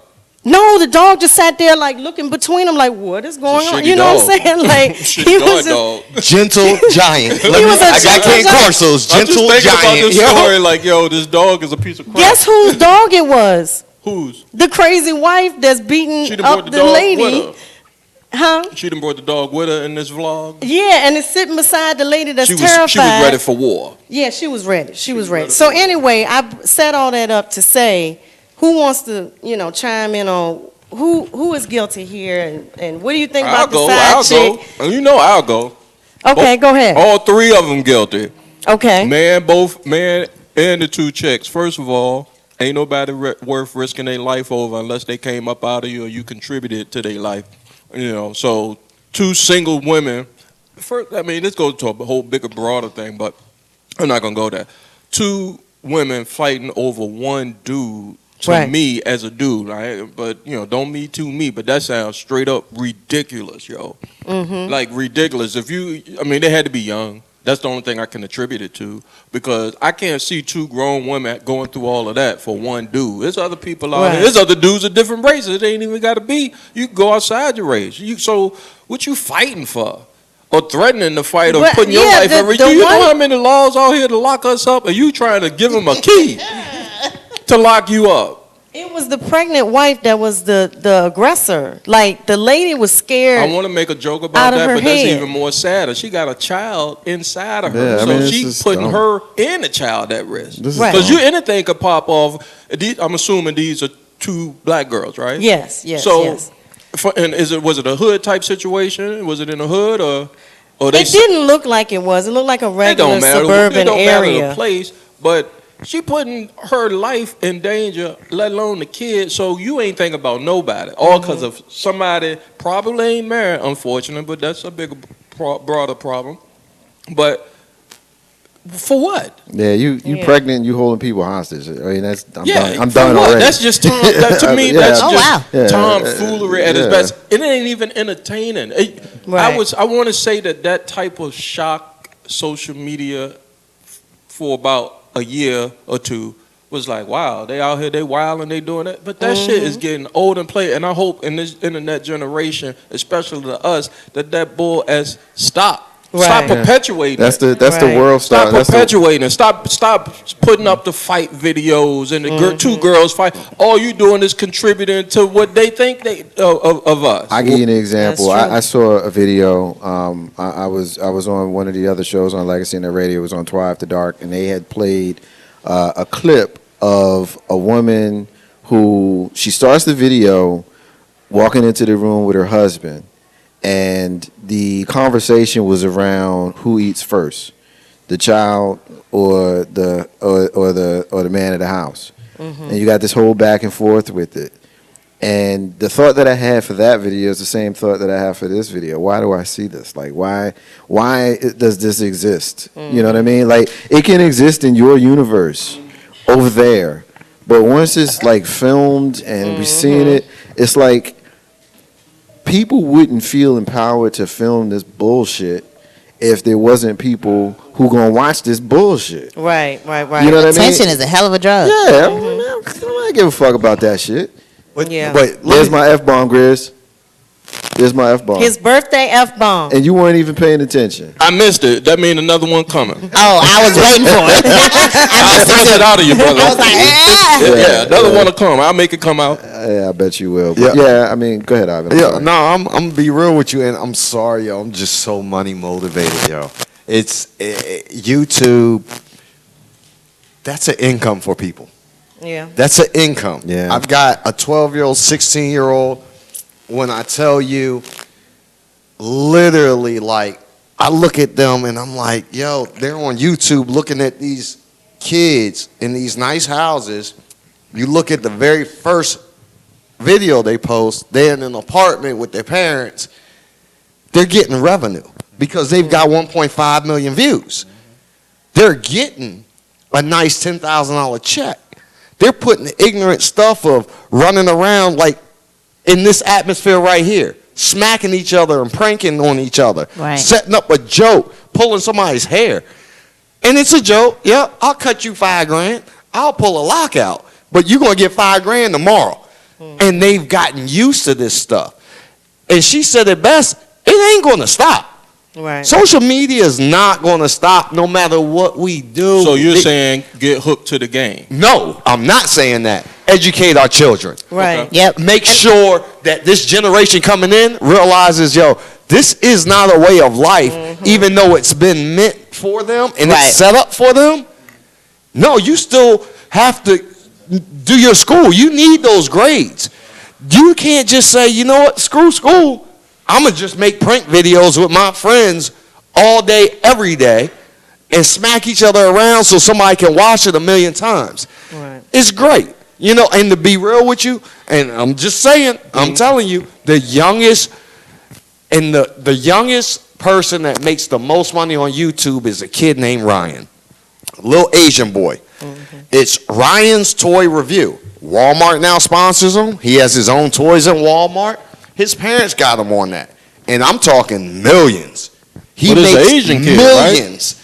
He don't even know. He ain't even an adolescent yet. I know, but it's an Asian kid. What we talking about is black people going on the internet. I'm not going to sell my soul to embarrass my people. I don't give a fuck how much. That's my first one. But they haven't been taught that yet. Right. That's the problem. And it's the perspective. Right, and it is so true. And what Sonia said, attention sells. That's why we have so many of these reality TV shows, Love and Hip Hop, Hollywood, New York, Miami, Detroit, Asia, Alaska, everywhere, because these people, yes, people will sell their souls for money because Right. people think that money is the end all be all. So therefore, if I have money, you can talk about me all you want to while I'm sitting on this island. Like, it's like almost the money is the root of all evil when you put it before your principles and your self-respect. Because again, a lot of people out here are so broke and so needing money and not finding their ends. Then yes, they will say, what you want me to do? Go in here and fight and cuss real quick for $10,000? I sure will. It's going to be on the internet forever. I don't care. I'm broke. I don't have nothing to eat. I don't have no car. I don't have no clothes. That's fine. I should. Yes, come Hey, and wait. kick me. Depending on the amount of money. Hey, look, I'll hold it. And see, and then listen, but even though we're seriously talking and we're joking at the same time, but 9 times out of 10, us in secret, if we want to be real, like if they ask me to go on a reality show, I'll be like, "Word, what's the pay?" You know, not for real. If I'm in a bind for real, people do things, desperate measures. You know, desperate things call for what is it? Desperate? Yeah. Yeah. But regardless of, it's like some people, yes, will settle to sell their souls for money. I'm going to say this real quick, and I'm sorry, just real quick. She's 150%, 200% for the dudes that can't, or people can't put another 100 towards that. 100% correct. And Kim Kardashian, I don't want to even bring her up, but I'm going to just say this. Her mother got her to sell a sex tape with Ray J to get reaction. The dad who was a dude, a girl dude, whatever. Him, Bruce Jenner. I used to watch him. My family made me watch him stride to learn how to run track. Right. Like, I know this. That's her stepdad. But I mean, I'm just saying, like, but what I'm saying is that the mother or stepmom, I don't even know. I let him go. She convinced and sold that sex tape to get reality stuff in. Sell your soul, suck it up, pump it, you'll be a millionaire. Every post you put on there that has to advertise something, you get $400,000 on Instagram. Because you know what? She got 25 million followers. I get it. Here's, and I get it. I'm not to listen. Hold on, I'm sorry, I didn't see you. Go ahead, Diva. Diva, go ahead. All right. I just want to say that I think in this situation, this woman's motivation is emotional, and she wants to show off to her friends that even though my husband cheated on me, I beat the mess out of this girl that's cheating with my man. Dumbest thing ever. I think that's why she did it. I think the actual details of this, I don't think none of us really care about that. Right. Because none of us really addressed it.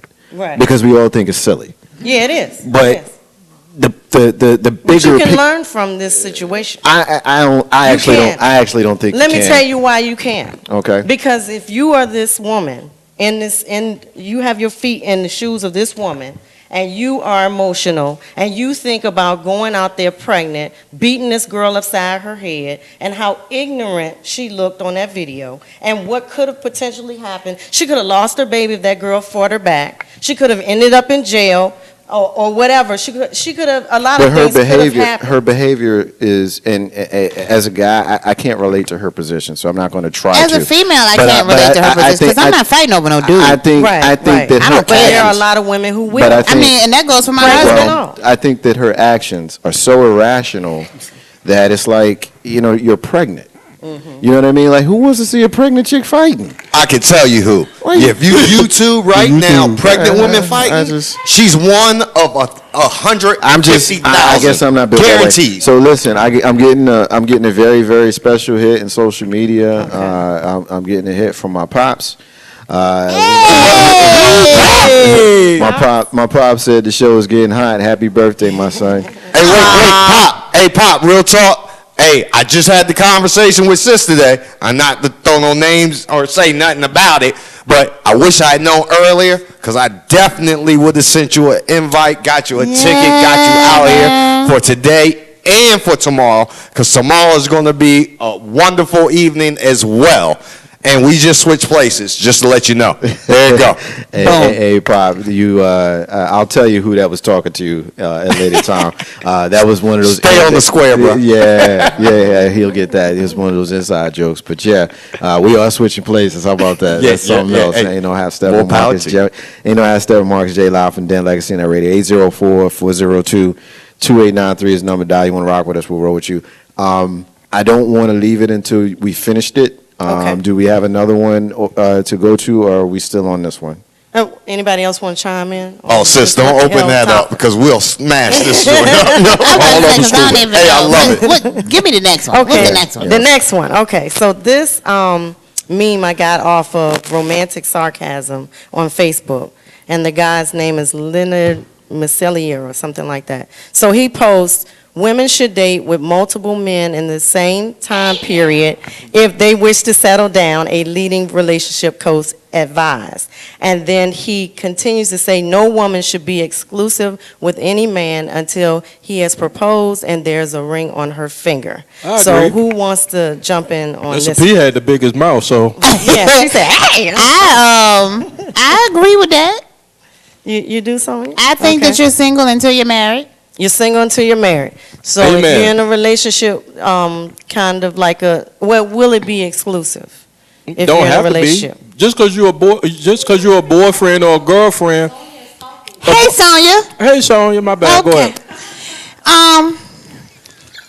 So you would never at one point be seeing just him, even if it's leading towards the marriage, like it's getting really close. I don't think so. Okay. So you'll still be dating all the way up until the I engagement. don't think I would be dating. A lot of people ain't worthy of my time. I'm very picky with that. So that's exclusive. You just devoted your time to the one person that you want to spend time with. But it may be for a condition. Condition or not. Yeah. Condition could be being faithful. Condition could be you not going anywhere else. Because I'm going to tell you right now, Oh no. you'll lose somebody like me if I know I just spend money on you, and you got somebody else spending money on you Oh, well, tomorrow. if that's all you can do, then bye. Yeah. No, the money is the easy part. I'm about to say that was easy. The money is the easy part. It's the conversations. It's my time. It's me emotionally getting connected. And just because I may not be looking at other women doesn't mean When that y'all gonna break up? Yo, you're tripping right now. If you think that I'm gonna sit back and I'm gonna focus on you only. Those, what you doing? How you doing? Oh, Yeah, no. hey, look, I miss you. Hey, I just wanted to say hi. Those things. If I just wasted all of that with you, oh yeah, I'm gonna move to somebody else. That's fine. That's great. Yeah, Especially okay. if we haven't had that conversation. That's what I was about to say. If we have not had that I got you. conversation, it That's does what I not was even about to matter to me. This is why I'm married to Jonathan Staples, because he ain't for that shit.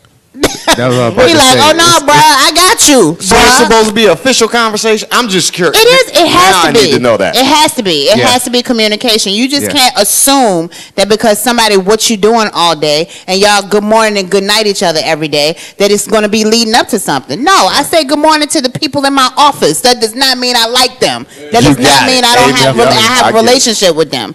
Got So I'm getting a hit in social media. Our sister Cara says it's also about their future growth. There's a big difference between attention and dating too. it is. Yeah. It is. But you have to have that conversation to know where each other stands at, Yeah. so you know if you want to grow that way. If we just out here lollygagging and dating, I see you when I see you, bro. I mean, it's cool. Yeah, I went out with you Tuesday, but I'm out with this dude because I need this bill paid. So, bro, let me do what I need to do, and then I'm gonna at you Thursday. That's 100. Like I'm serious. Like why you ain't call me, bro? Because I told you I needed these pair of sneakers, and you act like you ain't know my size, so I gotta go.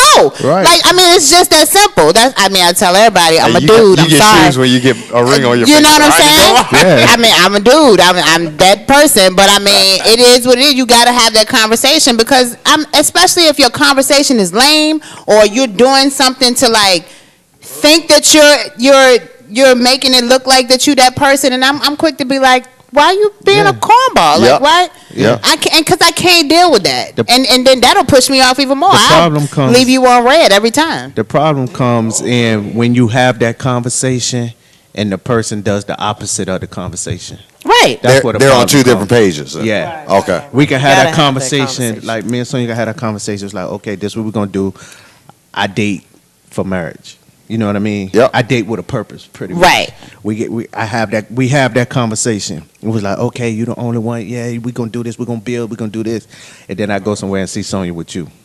But see, You know what I mean? so I get that. She lied. What the I problem get that, is? but with You know me, what I mean? like, I ain't gonna lie, like that. First of all, before I even waste my time, Right. that's my conversation. I'm Right. looking for someone to spend the rest of my life with. Right. We're gonna have this conversation. So yes, we'll make a date. Now, if I don't call you back after that, Right. you ain't the one that I'm gonna spend that time with. And, and that's eliminated, but I'm not having a conversation with you. Right. Because you know what? We ain't talking, you ain't worth me answering that phone. Right, but at some point in time, like if I meet, like when I met my girlfriend now, like we went out on a date. We went out on a date first. Then I got fancy, took her to see Maxwell. You know what I mean? You know what I mean? You was leading on. You was like, You know what I hey, mean? popping it, trying to lock that down. Unfortunate, Trying to lock honestly. that down, right? You know, so we and eventually over the months, you know what I'm saying, we had that conversation. You know what I mean? So we good. Now if I say I was somebody else, I'm gonna be upset. And I'm Of course, y'all went to Maxwell. I'm gonna be one hit quitter. Yeah. All day. Or what's worse is if your boy sees them out. Right. It's a whole new It's a whole twist. Oh, and that, You know what I'm saying? that's They where were all hugged up. I'm getting a hit in social media. Cara's still listening and says, consistency, who I was a year ago, is not where I am today. I had big dreams then, accomplished several of them. I've leveled up again, and actions mean more than words. Exactly. Many people talk, not many act and accomplish and evolve and grow and do. But see, that's the thing too, because men will start the conversation, and when she doesn't align with the goals, you stop calling versus closing out the connection, leaving it open to call if you feel like dealing with that woman again. Yeah. I guess I just have a problem with connecting. I don't connect like that. Consistency If is that's key, one thing man. that my husband and I disagree on, is my connection. And see, I think that leads up to like the openness of, like you mentioned, conversation. Right. I am a lack of that conversationist. Right. If I've got you coming to my house, if I've introduced you to my kids, and I've got you around my family, and I'm taking family time that I'm going to watch something on the Disney Channel, or a movie, or Shrek, and I invite you for that, right? Yeah. Oh, hold up, yo. You're special. Let me figure something. If I get a call from God, first of all, I don't want a call from my boys. I expect that. Right. I don't want that. I expect that. Because if I didn't know about this and my boys tell me, I don't want to, and you've got to be a true dude for me to even listen to that. Right. Not that you want to have that or you want something that I got. That has to be something real, and I have to put trust into that. So my circle is small. My network is huge, but my circle is small. But you come to my house, spend time with my kids, and you want to talk to somebody else, and we ain't had a conversation, it's assumed. But see, you can't assume. You're right, and that's the worst word to say. Right. But because that's just like Ivanism. you did it, some other dude then did that too. So then it becomes normal. That's why. Then I'm it becomes 100%. normal. So you have to say, hey, this is not nothing I normally do. I let you into my circle. What are we doing? That's true. Right. You got to do that for Yeah. yourself. That's Yeah. not for her. That's No. for yourself. I have to do that for me and my kids. Right. Yes. You know what I Okay. mean? Like I'm anal about people meeting my son. Oh You know yeah. what I'm saying? Like, But not very- every dude is like that. You know what I mean? Right. So Yeah. if we're gonna have that conversation first. Yep. You know what I mean? And then I bring my son around. Then me and my son, we be having real conversations. Yeah. You know what I'm saying? Yeah. And when he told me, I was like, yo, how you feel about, such and such being my girlfriend? He was like, yeah, she good. She like my second mama. Yeah. Okay. I was cool. He was like green I was light. cool. You got that endorsement. Right. Yeah, got Right. that endorsement. So that's the impression different that she with put. girls, yeah. She put on my son. Then the next obstacle, which was totally by accident because I wasn't ready for that 10 to years happen. later. Was on Thanksgiving when his mother came to pick him up at my relative house. She was there, so they got a chance to meet and all that. But it was cool. They gave each other hugs and nice to meet Okay. you. Was it real? Oh, green light? Was it real? It was real. Yeah, Green light. that's real stuff. Because though. now Yeah. it's like when they see each other, it's like, hey, boom, bam, bam. You know what I'm saying? I got this for Jay, blah, blah, blah, with his size. Like, I don't even be in the conversation. She was like, yeah, I talked to such and such today, and I'm gonna give her a jump. Like, I'm not even on the phone. Like, they got Okay. each other number, and I'm like, yo, you ain't got to be that cool. I'm that guy. I'm that guy. Those are success stories. Yeah. I got horror stories.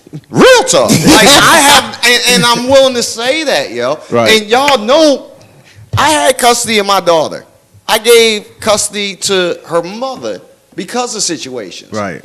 Now, I'm gonna tell you now, like real, and my daughter's 12 now, Right. going on 13. Like when I tell you, like it's serious. Like girls and boys are different, but they're also children too. Because Right. I'm gonna tell you now, one, I would never got engaged, never moved somebody in, never would have had another child if that person wasn't right for my child. Right. And if my child didn't like that, Then because that's the she was problem. involved in everything, from fraternity stuff to motorcycle clubs to, baby, hey, you want to ride with us? Oh, cool. Okay, cool. Let's go. If you like her, you sure? No? Okay, no? Okay, we ain't talking to her no more. FaceTime this joint. I got an iPhone just to FaceTime, and I'm using Android. But that was just to say, hey, look, my daughter want to see you. She want to interact. Okay, nah, Daddy, that ain't the one. Cool, peace. It's a wrap. I'm sorry. I gave that power to my children because that was important. That was what was important to you. But 3-4 years later, things switched up. Yeah, it happens. And people switch up. Yeah, people change. And Yeah. unfortunately, so for me, it's one of those things where my assumptions, my lack of communication, the actions that occurred, living together, moving together, having a child, turned out to be, that ain't the right one. Yeah, You man. beefing with my child. Now you jealous. What in Right. the world? Yeah. Because I have Yeah. no problem taking my child everywhere. Right. Literally, if she would be here right now, and everybody can contest. Yeah, she was at the fish fry. Poor baby, it was hot. That's what I'm saying. And I can It's speak real. to Ivan and I are brothers in an order, and she was always around. she's always I put around. her birthday party on Facebook for a Facebook invite. I remember that. I'm talking. Is that the Dave and Buster one? Yeah, there was over 100 people over there. It was more adults because they showed the love, supported. It was great. There was a lot of kids. Don't misinterpret. I ain't paid for none of the adults. Right. And I made that very clear. Right. Because the RSVPs were retarded. Right. But I included her in every single aspect of my life. Right. Yeah. And at the same time, people changed. She changed. Chick changed. Had the child. Crap. Now everything fell apart. But it is what it is. It's a learning experience. Always. And It maybe it's something where I need to take certain things like exactly what y'all said. Have this conversation. Oh, yeah. This is a serious conversation. Yeah. Let me make it very clear. We getting a couple of more hits Mess on up, social it's a media. wrap. Yeah. Cara says great conversation. The age of the child is important too. Yeah. Yeah, it is. That is very important. My brother Hakeem, peace to you, brother. Good what to it see you do? checking in. Hakeem says, I never let a woman I was messing with meet my kids, only if we were about to get engaged to be married. Relationships come and go. I don't want my daughters to see I've been involved with multiple women. Exactly. Yeah. I received that. And you including your daughters in your aspect of your life will show her how a man is to treat her. Yes. Oh yeah, she. I am to be included. All of them I'm get not that. second Yeah. to nobody. All of them Right. understand that and realize, Yeah. they know what not to do, what Yeah. not to be like, Right. what not to put. And the biggest thing to me is, we don't want no baby dolls. I don't want to be mommy to this baby doll. Right. I like that. I'm sorry, it's so petty to me, Right. but I don't want my child in 3 years to be pregnant and have a Right. child. Right. That's I what need you to focus on more important things. Right. Learn That's- how to count. Learning Let's you. get this counting Learning 5 who you different are. languages. I definitely agree with Hakeem. 'Cause, I mean, the situation where I'm at, that's at the point where I'm at. Right. You know what I mean? Where he met two of my girlfriends, but the first one, he was best friends with her son, so Yeah. they knew each other before They- we that don't did. count. Exactly. They knew each other first. That don't count. He was, you know, That what I'm don't saying? count. That don't count. No. Yeah, He really introduced you. Yeah, yeah, they introduced. And don't misinterpret. Ain't nobody spending the night Yeah. at the house. Until Right. you moved in. Right. That's when Right. assumptions came into It was play. definitely a play date that turned into something more. Oh, no doubt. You know what I mean? Everybody go to bed early. 804-402-2893 is the number The to dial. play date. 804-402-2893. Number to dial. You want to rock with us? We'll roll with y'all. Y'all are bugging, man. I'm enjoying it. The play dates. I love it. Yeah, But you know, it's learning experiences. And again, to be Definitely, real man. with you, grown-ups like to play too. You know, like really, my ex, and you know, she was from a different country, and gosh, she might be on this joint, so I ain't even gonna talk. Utmost respect, she gave me Ivani Catalea, yo, Jenkins, yo, that's my 3-year-old, that's my heart, Yeah, yo. man. And when I tell talking you, about that. even though she's 3 shades darker than me, I still love her to death, Oh. yo, and that's my heart, and she knows it, and I'll joke her until she gets 100. I don't care if I'm here because this is what I'm gonna play with you with. look, Daddy loves you. That was some light skin power right Yeah, there. right. Yeah. Andrew's going to do I'm gonna be honest What's with your you. privileged I'm self? like all of us. Hey, This is look, so privileged. all us field Negroes in here is not happy with you right now. 804. Yeah, I just realized it, brother. 402-2893. Oh, we can get away with it though. Yeah. Hey, look. Hey. Turn your light skin Hey, down, I'm bro. with y'all though. Turn your light skin down. He he's I'm with y'all. This Obama colored dude over here. Oh wow! Hey, I wore cream in this joint. Hey, what you talking about the shoes, man? Eric, look. Hey, look, it's gotta be the shoes. Whatnot. What was that? What was the basketball? It's gotta be the shoes. Who said that? That was Mars Black, Spike Lee talking to Michael Jordan. All right, I just went back to the 80s. Oh, yeah, you did. I'm sorry, because all of y'all had the blank faces. It's got to be the shoes. I remember it. I just don't know who it is. It was Spike Lee as Mars Blackman, the character from I think She's Gotta Have It, who did commercials for the sneakers with Michael Jordan in the late 80s. And that was the tagline, it's gotta be the shoes. Again, feeling completely like an old person. 45. And I'm certainly I may be one of the oldest, but every single person in this room except for one is at least 40. So Right. I ain't the only one. Somebody's in trouble. Ain't no trouble no more. Oh, I'm good. You go back to Hey, Maryland. look, yeah, but you did get to while you on the radio talking about me text. What that's about? That's what you get. Nah, I got that. So anyway, Have her call me. Ain't no last time on Marcus J. Just as Live bad. and Legacy Internet Radio. Grizzy, I want you in on this. Give it to me first. So what do you think? Like we were talking about, the guy on the internet on Facebook was saying that a woman should basically date around until she is, about to become married to the guy. How would she know unless he proposed? But How would she a woman know? should date around. I'm all for it. Like, don't put all your eggs in one basket. Yes, it is, especially black women. There's a shortage of black men. So if you want to date outside your race, I ain't got no prep. You do what you like, but date around. See, Right. I did. I mean, before I got married, I was a serial monogamous. I was there until I won't no more. And until I found the one that it was for me, then that's what it was. So why can't women do the same thing? So the brother is right. Okay, so when is the transitional period where it goes from me dating around to, now it's me and you? Well, from Does a he have guy's to pull the ring out, or is it no, before from a that? guy's perspective, I mean, if you're a grown ass human being, a man is gonna know that is that. That's what it is. He might test ride it for a little bit, but if a woman got to put pressure on a guy to commit, that ain't the guy for her. Right. A man knows what he wants. Right. So depending on if he's a young cat, he might take a little bit longer. And she might have to be a little bit patient, or she don't have to. She can date around. That's the point. Right, If he's right. older, if he's in his 30s, or if he's got his life together or his situation together, I mean, 6 months I might know. You can't put a timetable on it, but a grown man knows, and he gonna tell her, this is it. You gonna piss or get off the pot. Okay. By him mentioning time limit, I always reference my brother because he met his wife after 3 months of dating, and they've been married 25 years.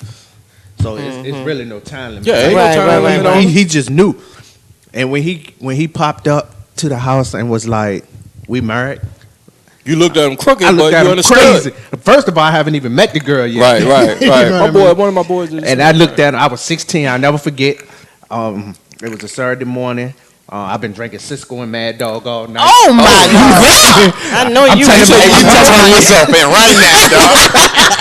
Your hair was banging. So you know how I was feeling that Saturday morning. Then you go hit me with this kind of news. Right. So you can imagine how I was feeling that morning. He talking about we married. Like, how long y'all been named? 3 months. Man, we gonna see how long this lasts. And I went back to bed. My sister-in-law can tell you the story. Right. That's exactly what I said. We're gonna see how long this lasts. And I went back to bed. But 25 years later, 25 years later, she like one of my best friends, man. and he showed her. He proof. just knew. Yeah. They just knew. I tell a lot of women 6 all the kids time, later, they especially just- single women. Jesus. Like if I was a single woman, I would just be giving it away. Yeah, I'll be giving it. You I just wouldn't be a give it whore. away. I'd just be taking advantage of Passing what out men give me. Here you go. Here you go. Here you go. Just Here give you it go. out. And here's the thing. It's not So even giving listen, it out. we It's just that- had a man say if he was a woman, he'd just be giving He'd it away. just be Let's just giving make it sure before we move on. I need to make sure that we isolate that. Okay, go ahead. My point is that women need, But first act of like a all, man. And he's standing by it, y'all. in this day and time where you got all of this male to defeat all this machoism or this pseudo-machism or this Me Too movement, a woman has to be about her business and go out there and get hers.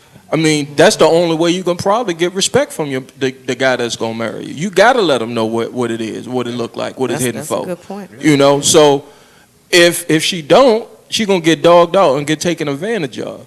Yeah. You know, and especially in this internet age where you can go on Tinder or one of these dating apps and get a date like a Uber or like pizza. Mm-hmm. You can get sex like that. It's not hard. Right. So they are competing in a world. So no, go out there, date around. If you're fortunate enough to find a guy and the guy fortunate enough to find you, make it happen. It's that simple. It's not rocket science. It's been around since the institution of coming together, a man and a woman, or in these days any other sex, to form a union. It's a part of civilization. So I don't know why people make it so much difficult about it. It's not that hard. Right. I understand. Okay. Lisa P, you jumping in or you gonna ride on this one? Okay, let's move on. Let's move on. All right. So this one is from the Dating Pool blog book, written by yours truly, Arthur Charisma. Yes. Ow. Okay. You are shopping at your favorite superstore. Copyright infringement going on. What? The ow. Oh, Yes, I stole that from Lisa P. I did that unconsciously, baby. Yeah. All right. So you're shopping at your favorite superstore, and you run into your friend's old flame from high school. He or she is looking rather good to you. And you figure your friend has gotten over him or her since he or she is now married. How do you handle this situation? Keep it moving. Do you exchange numbers, side text your friend to okay it, or do you just walk away and wonder, what if? You walk away and don't wonder what if. What you want to do, put on her drawers? No. That is a no-no. You don't do that.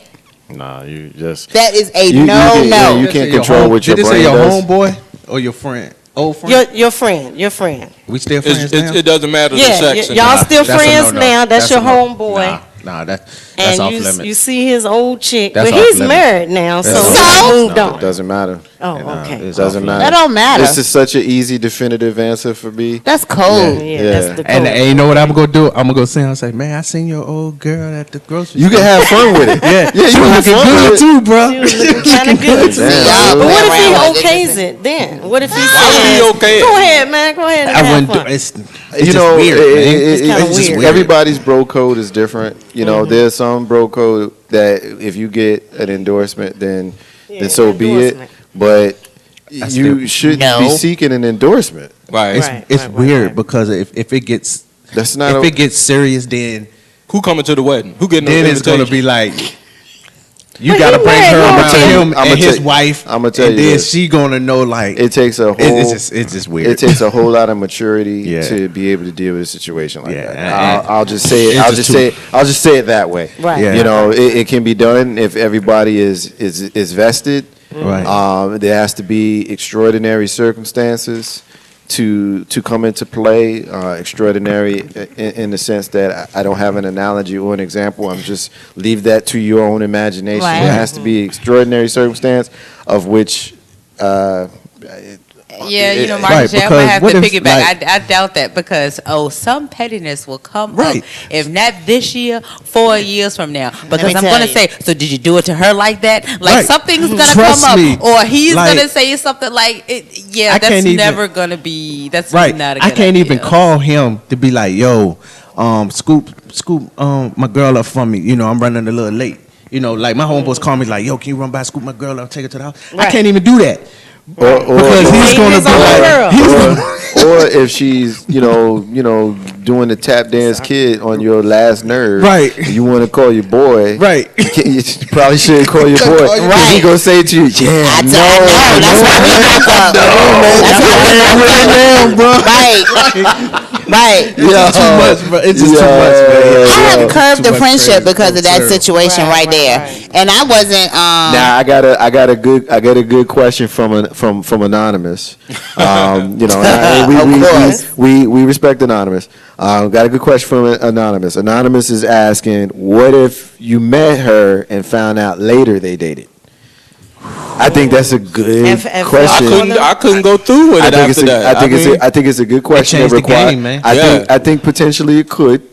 I think if you go But in, how much later did you find out? Because that's where the potentially comes from. A decade. Right. It would have to be at least 10 years. I don't know that I would. I don't know. Damn, you ain't seen your friend 10 years with your girl? I don't know that I would say that you'd have to put a specific time. I think it's more about life experience and how far you've gone, how far you've gotten into it. As far as the time, I mean, I know folks like to put time limits. I don't really deal in that kind of stuff. Like we were talking about somebody getting married after 3 months. You know, some folks would say you should do 2 years. Who doesn't matter the time to me. Right. I think that if you've gotten to the point of no return in a relationship, and every relationship has that point. It's different for each relationship. You know it when you see it. If you get to the point of no return, then it's like, damn, dude, that's kind of messed up. But I don't think a bro code is broken at that point because you didn't know. Right. And I think it depends on the relationship between the two friends too. Right. Yeah, because if they weren't significant enough for you not to know that I dated them, that's true too. Then it is. We ain't all of that close. That's a good point. If you speaking of like just Richmond, you meet somebody be like, where you from? Such and such.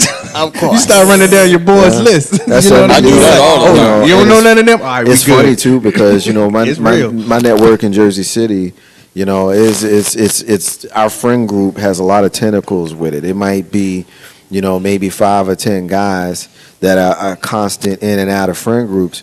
But that 5 or 10 guys might be friends with 5 or 10 guys. Now you're looking at 50, 60 dudes that are all loosely part of the same network. Like when I go to Jersey, I ain't got to buy a drink if I don't want to. Right. You know what I'm saying? Because my boys got me. Right. So do you really look into friend number 49 and friend number 50 and friend number 51? Like, like seriously, like if you didn't know, I think Anonymous asked a good question. I think that was if you didn't know, they're not that significant for you to know. Especially Then I don't y'all even think. already don't went all the way home. You might as well. It is what it is at that point. Thank you, went from Walmart to home. I'm sorry. Home. I said thank you, Anonymous. That made my point. Right. See. Yeah, I had always a 7 to 9 day chance. code. Yeah, you might change your mind on the situation. Back in the days, you never know. So, but this one, I think was, I think we kind of wrapped that one up pretty quick because I think everybody, the ladies as well as the fellas, I think we're all on the same page that.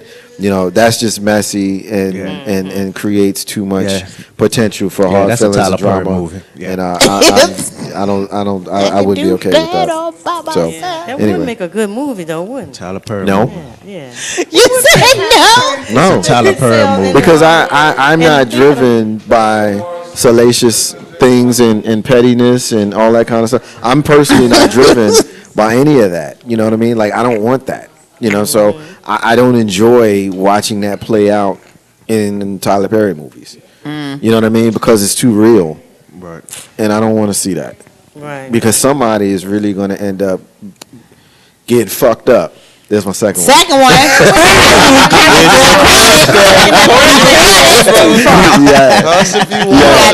Hey, look, did you notice? It's your birthday, you get 2. Did you notice how I paused? For to make everybody, it makes it even better because that's really meditating. I tasted it. It was heartburn until it came up through the mouth. Then it came out, and it was like juicy fruit gum when it came out my mouth. Oh, yeah, it went so far. Okay. Did I make it weird? Yeah, just got twisted. I made it weird. Okay. 3 strikes, you're out. I'm sorry. Juicy fruit. But y'all still love me. It's my birthday. I get to be corny. It's your birthday. You know what? Let me do this. Ain't no half stepping. I'm not sure where this is going.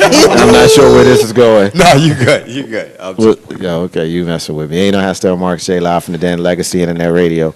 Diva, how are we looking? We good? Yeah, we're wrapping it up. I thank you guys for being part of the Diva Diary. Yes. Not on the 4th Monday. Yeah. But on the first one. That's right. Yeah. You so we're gonna have 2 this. No, you took my time. We're gonna have 2. Let's just. Yeah, we're gonna have 2. You just took my time. Let's just make that clear. Oh.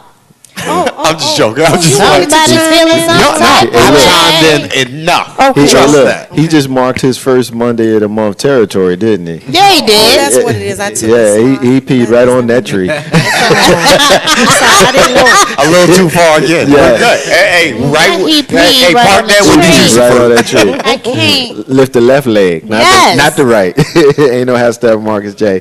Live from the Den Legacy and that radio, taking our final break of the night. We're going to come back. We got a full house of ranters and closers. I'll have a missing child in the moment in Black history. I am Marcus J. He's Jay Grizzy. She's First Lady. He's Mr. 3375. She's Sonia. She's Diva. He's Ivan. And we've got our producer Sad in the room, Marcus J. And the crew. And you. Be back in a few. Y'all stay with us. Holistic care for the mind, body, and spirit. Free Spirit Enterprises, LLC, is a parent company for Organic Creations, Jewelry by Design,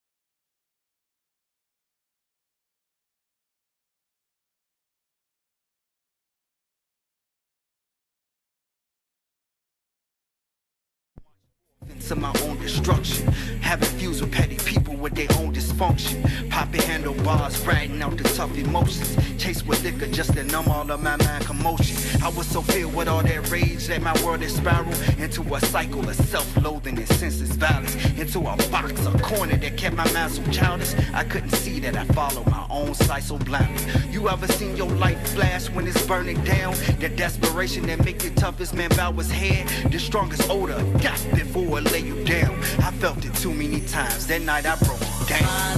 Father, can you heal me?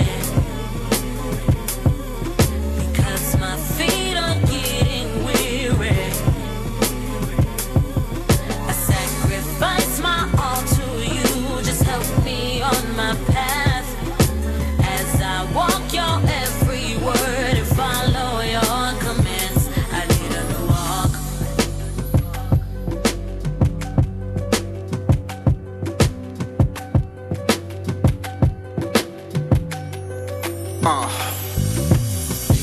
I know I don't deserve it or I'm worth it, cause I defied you time and time for petty urges. So many times I had your favor and deserted, wasted precious moments, sending not a second on your purpose. You carried me through rivers, even crossing desert sands, protected me from bullets whistling, even mortar shells. Showed me you had me even when I had myself in mind. Living so selfish that the devil had my heart and eyes. I have your mercy, have your love, and have your power still. I keep on straying to my death and not dislike to live. I put my image over every word you ever said. You still console me, even show me I have better days. Father, can you hear me when I cry for you and weep at night? For you to warm my soul and melt this heavy heart of ice. For you to redirect my spirit to a better life. For you to heal my feet and show me what is really right. Father, can you heal me? Because my feet are getting weary. I sacrifice my all to you. Just help me on my path as I walk your every word and follow your commands. I need a new walk.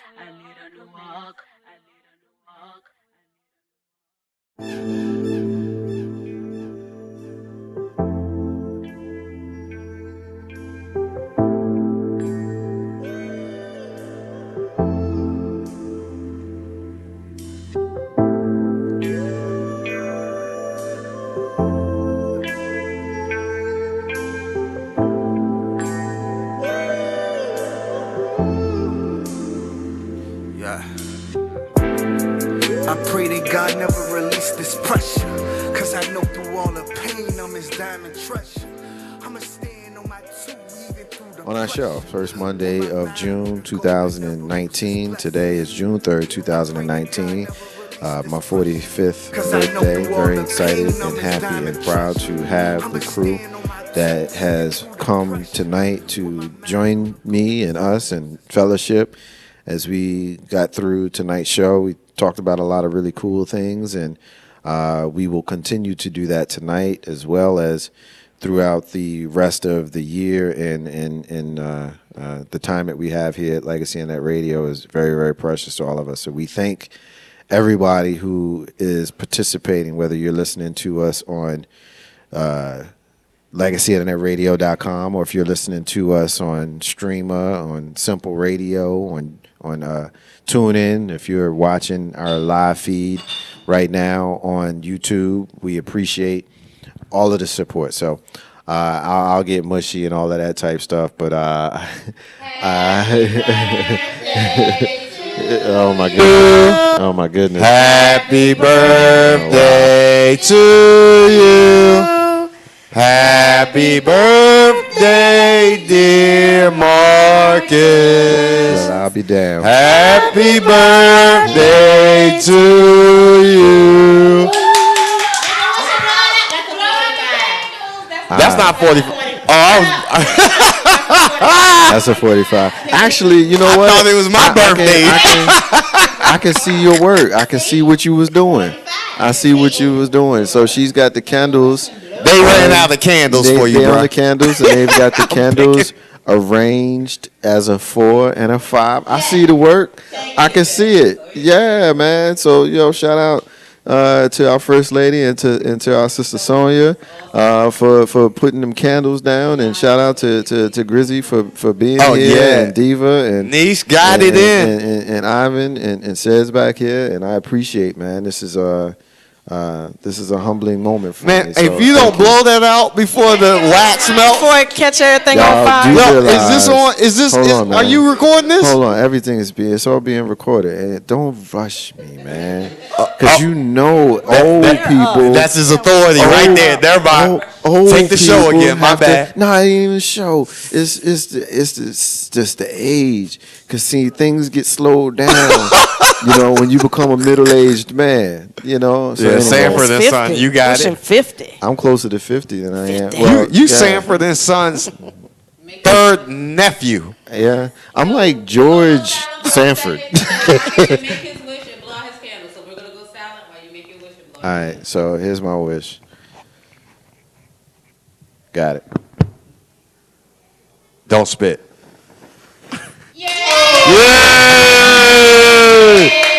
So I blew out the candles with one blow, and now I'm going to pass out. Yeah, no doubt. Smoke in the room. Yeah, man. Hey, Uber is on the way. Thank you, man. Thank you. And you know how Steppin Marcus J is brought to you by a whole bunch of stuff. Live action captions. Our brother Says back there producing. Free Spirit Enterprises. Our sister Dating Pooh Diva is here with us, and 322 by Tony is one of our sponsors. Our sister Tony called in earlier, so I'm humbled. I'm humbled. I don't want to take a whole lot more time, so I'm gonna get through some of this housekeeping, and then I'm gonna get us on out of here. All right. So this week in Black History. Excuse me. If Jenkins Donaldson Foundation, please check us out at the JDFFEET.org. Jenkins Donaldson Foundation. We promote good foot health care by resources, education, and services. Please check us out. Marcus has something to give out to everybody, and he'll get back to you on that. Yeah, we've been talking about that for a minute, and once we get to the rants, I'm gonna have you expound on that a little bit more. All right, so this moment in Black History, this week in Black History, let's see, we got a few things. Let's start in 2011. The Alabama legislature passes anti-immigrant law designed to force immigrants to flee the state. Governor Robert Bentley later signs it despite language that legalizes racial profiling. Wow, shocker. 2013, North Carolina House votes to repeal Racial Justice Act, eliminating legal remedy for racial bias in capital trials. Okay. 2016, grand jury in Arlington, Texas refuses to indict Brad Miller a white police officer who fatally shot unarmed 19-year-old black college student and football player Christian Taylor in August of 2015. And then lastly, in 1963, Fannie Lou Hamer, a 45-year-old black woman, and other civil rights activists are arrested on false charges in Winona, Mississippi, and are severely beaten by police while in jail. Wow, that's a lot. Ain't no how Step Marcus J live from the den. Legacy Internet Radio. At this time, we always profile the missing and or exploited child. Tonight is no different. We're looking for Tashawn Camps. Tashawn Camps has been missing since May 24th, 2019 from Colonial Heights, Virginia. It's about 15, 20 minutes south of us here in the Cap. 13-year-old black male with sandy-colored hair, brown eyes, stands 5'5", 120. Tashawn has Trini, Triny, tattooed on his lower left arm. If you've seen Tashawn Camps, please contact the National Center for Missing and or Exploited Children. Their website, missingkids.org, or contact them at 1-800-843-5678, 1-800-THE-LOST, missingkids.org, or Colonial Heights Police Department at 804-520-9300. Thank you, Alyssa. 804-520-9300, Colonial Heights Police Department. So at this time, I'm going to send the mic around the room, and everybody who is in the room has an opportunity to close out the show with their own rant and their own closing. And so I'm going to start with my brother, Mr. 3375. He's back in his home tonight. He's rocking and rolling. It's my birthday. Playing a little bit of Yo Shawty, it's your birthday. You can hear it. But anyway, what you got, man?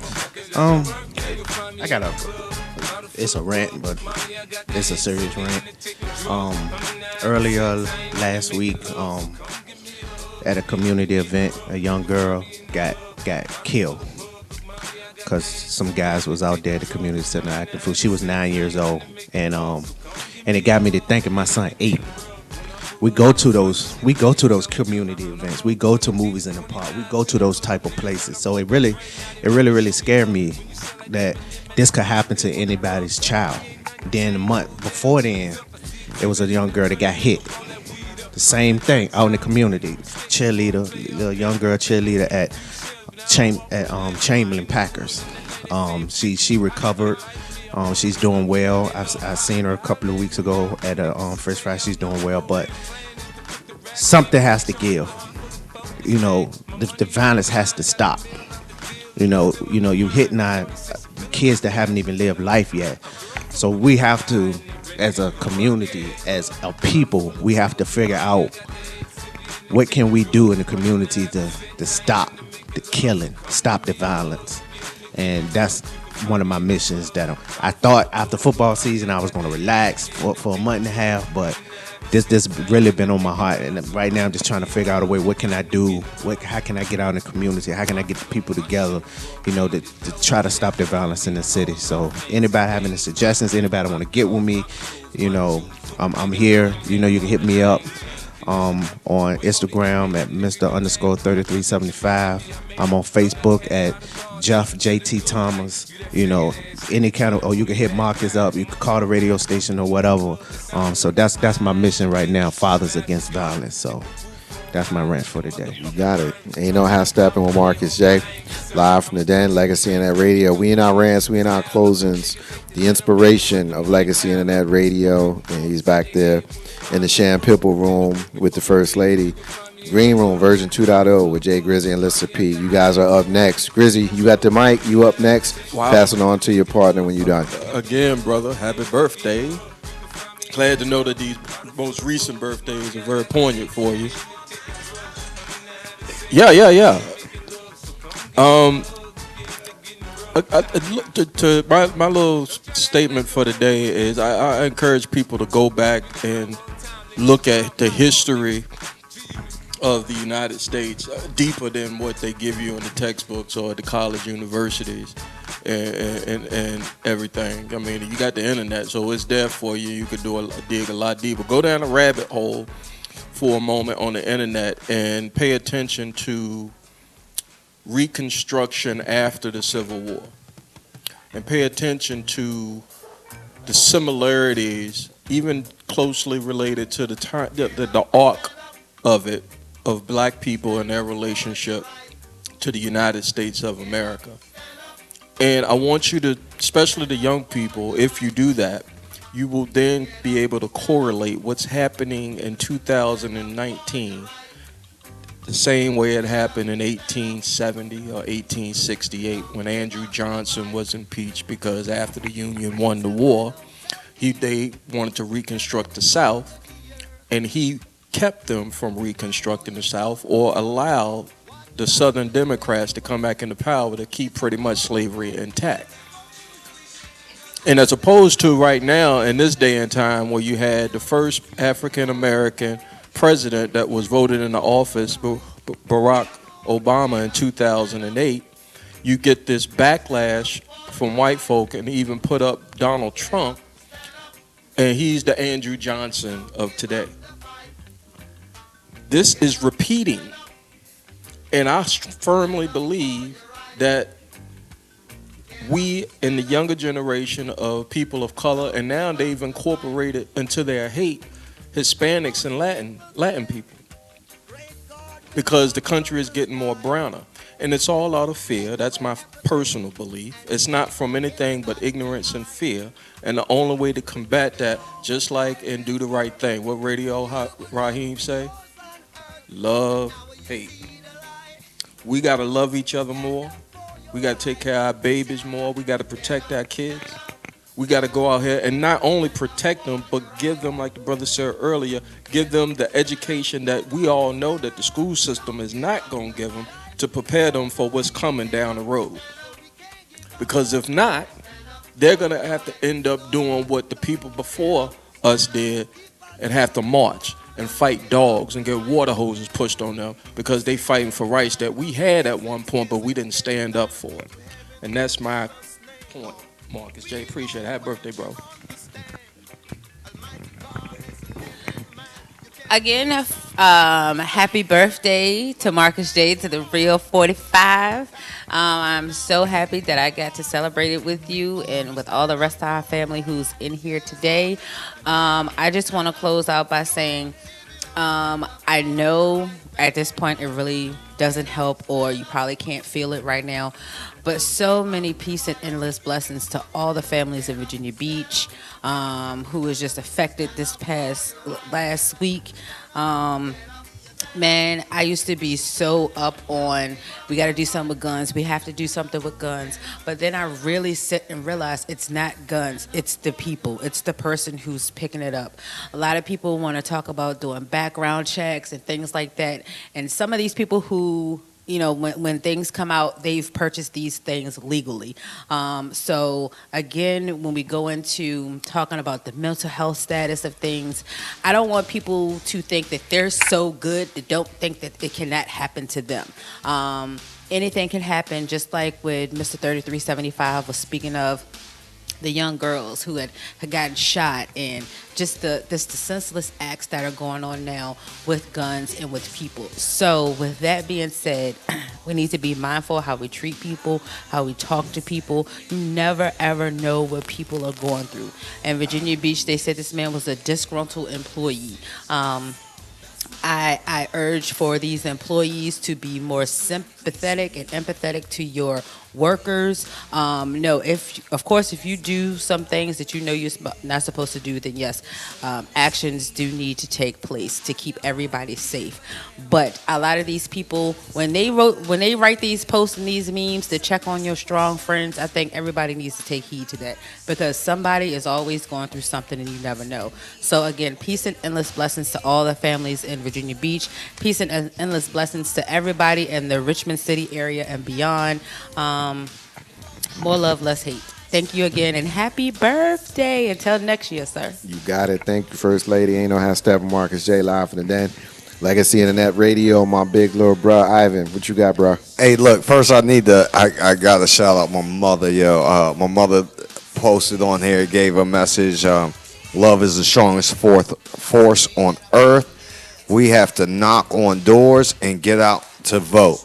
Now, where I push with my mother is that people vote when they want to. So I just read that, so I don't need to come at my mama right now because we have these discussions ourselves. But I'm gonna leave that alone. What I also want to say is that, and she also wrote on here, "Happy birthday to you, Big Marcus."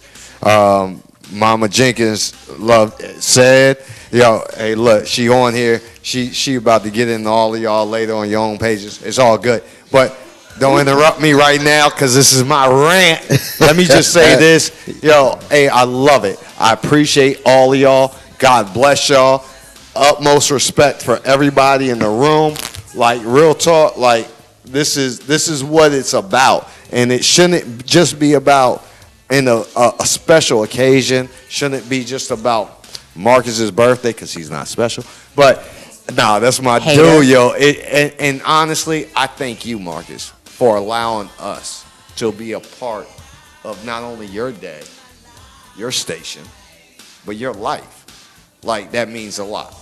And real talk, I really want to, I need to put this out there because we've already done it. And if you don't mind, real quick, especially since Mama's on here, let me tease them one more time if it's okay with you. Please do continue to tune in, everyone. Everyone, please tune in because the Jenkins Donaldson Foundation is founded by Miss Carolyn Jenkins, who's written children's books, which is my mother, love her to death. But I am also the chairman of the board, and we are very active in the community, not just in Virginia. I can't even put a state on it because we're sending stuff overseas. And to be real with you, I want to say we're international, which we are, but I kind of haven't been there yet. So I want to be there first, but we are internationally known in the aspect of being able to get things out. And for me, it's very important that everybody knows, please continue to go to the website, www.jdffeet.org. It's www.jdffeet.org.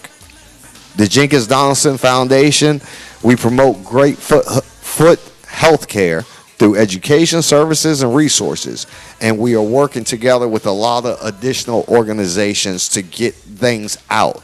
And if you continue to listen to Marcus, Legacy Radio, Ain't No Half Steppin' in the Den with Marcus J on Legacy Internet Radio, you have the chance to get 4 tickets to Disney World this year.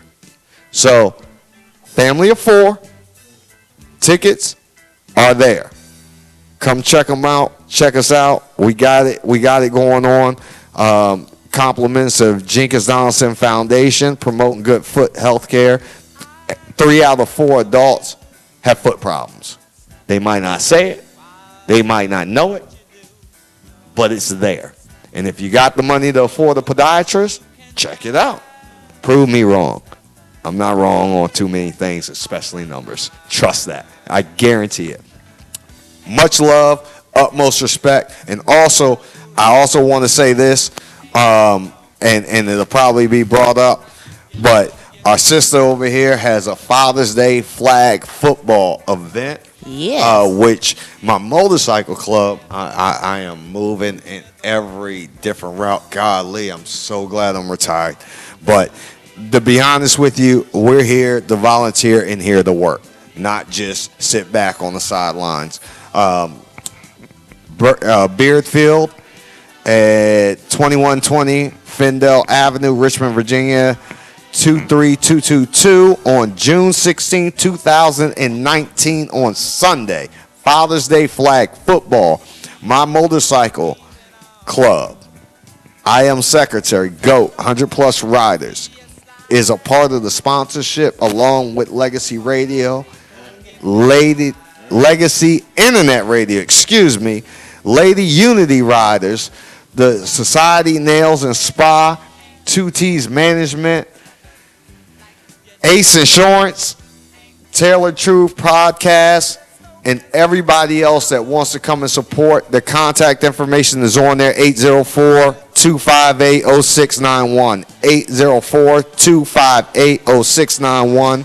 Reach out, come out, holler at us, have fun, bring your family out. Let's enjoy the day. It's Father's Day.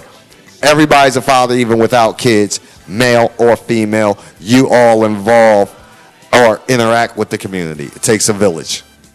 Oh, man. Yes. My man, ain't no how Steppin Marcus J live from the den. Legacy in that radio as he takes a deep sigh, passing it on to the sister to your right in front of me, Dating Pool Diva, author Charisma, Free Spirit Enterprises, our station sponsor. What you got, sis? Happy birthday. Oh, thank you. Thank you. We're almost birthday twins. June birthday twins. We share a month, but we split signs. And I'm younger. Yeah. Oh! Yeah. Like a month. Stab. Yeah. It's like 22 days. It's like 3 weeks. Yeah. Yeah. Well, I'm still younger. I'm still 44. But anyway. I don't care. Let's move on. Only person in the room older than me is Grizzy. Oh, and that's Grizzy. Yeah. He's the oldest. Grizzy is the oldest in the room. He's pushing 50. And I'm me. the baby. And you the baby. No, you're not. Oh, you the baby. Wait. So what you got, Diva? All right. So I'm going to keep this short and simple. I have an event coming up. April Freeman, she does a lot of different book events, author events. And this one is called Write and Read Book Experience. And she asked me to be a feature author, which was really cool. Thank you. It's at the Richmond Public Library, the main branch on Franklin Street, 101 Franklin Street, from 10 to 2 on June 15th. So we got less than 2 weeks away. And I'll be there. And I'll be talking about my books and stuff. So come out, visit me. We're excited. Definitely excited. Thank you again for having me. You got it. It's your home. We'll see you in a couple of weeks. June 15th. Last but not least, before yours truly, my sister, Legacy Internet Radio talk show host of From Prison to Promise, my sister. What's up, Sonya? Hey. Hey. Happy birthday. Thank you. I hope you enjoyed yourself. I had an outstandingly, fabulously great time. That's awesome. That did not lend to my natural grumpy exterior. Because, Okay. you know, it's mostly exterior. Well, that's good. I'm like, you know, I'm like a Twinkie, all warm and stuff on the inside. Aw. But you got to actually get to it. So. Well, all right. But don't tell nobody. I'm not. Okay. It's just our I'm not. secret. Okay. You and me. Okay. So what you got? Well, I do want to reiterate my Father's Day flag football event that's going to be coming up June 16th. We're celebrating the guys. So if you have been incarcerated, if you are playing for somebody that's incarcerated, or you just want to come out there and have fun, if you're a dad, you're a guy, whatever, we're going to have food while supplies last. We're going to have a DJ doing a live show, and we're going to play some flag football, y'all. Flag, no tackle. Just flag. You got to tell these Negroes. Yes. Flag, guys. And my boys will be out there, and I've had to reiterate to them, flag. Yes. So, Because at 45, I'm too old to get hurt. Yeah, and they ready to shake somebody, Lord. But so yeah, you guys come on out. Contact me if you need more information. It'll be from 3:30 to 5:30 on June 16th, which is Father's Day. We're gonna have it at Norrell, right behind Norrell School. That's named Beard Field, actually. It's where Battery Park plays their game. So I hope you guys can come on out and make it. And last but not least, you guys, just use everything in life as a teaching point to yourself and your children. Get to know yourself first so that you know what to give to other people. We have to stop acting on emotion and act just because. And the change starts within our homes. So if you feel like that the change or the message is too big for you to reach the whole, just start in your homes, because that's where it goes out to other people. You know, I want to shout out to all the hardworking parents, mothers, fathers, grandfathers, anybody that's a caretaker that is mentoring these children and taking the time out to be just what they need. I want to shout out to them and just give them the strength that they need to teach our young men and women how to navigate through a world of chaos and never-ending hatred. because it's real, guys. So don't allow them to walk through this world with a blindfold. Give them what they need and be that for yourself as well. And I'm out. And you know, I have Steppin with Marcus J, live from the Den, Legacy Internet Radio, and I'm gonna close it out. I'm gonna be brief at this time. I always like to close us out and pay homage to the team, and that will be my rant tonight. So, special shout out to the talent and crew of Legacy Internet Radio, all of our shows. Of course, Spiritual Nourishment from Cheryl Underwood Radio and This One Time at the Gym and Social Hood. Of course, shout out to our family at My Depression. Got jokes from Prison to Promise. Twy After Dark, On the Hot Seat with the coach. The Green Room, version 2.0 with Jay Grizzy. Don't do their shows regularly, but they're available whenever we need them. Coming up later on this month, we will be reestablishing Last Laugh with Jay Grizzy. So we'll be doing that. We're bringing him back to the airwaves. His arm has healed from where I twisted it. So we got him back in here. So anyway, my rant and my closing is me giving you guys flowers. You know, tonight was about celebrating my birthday, and I appreciate that.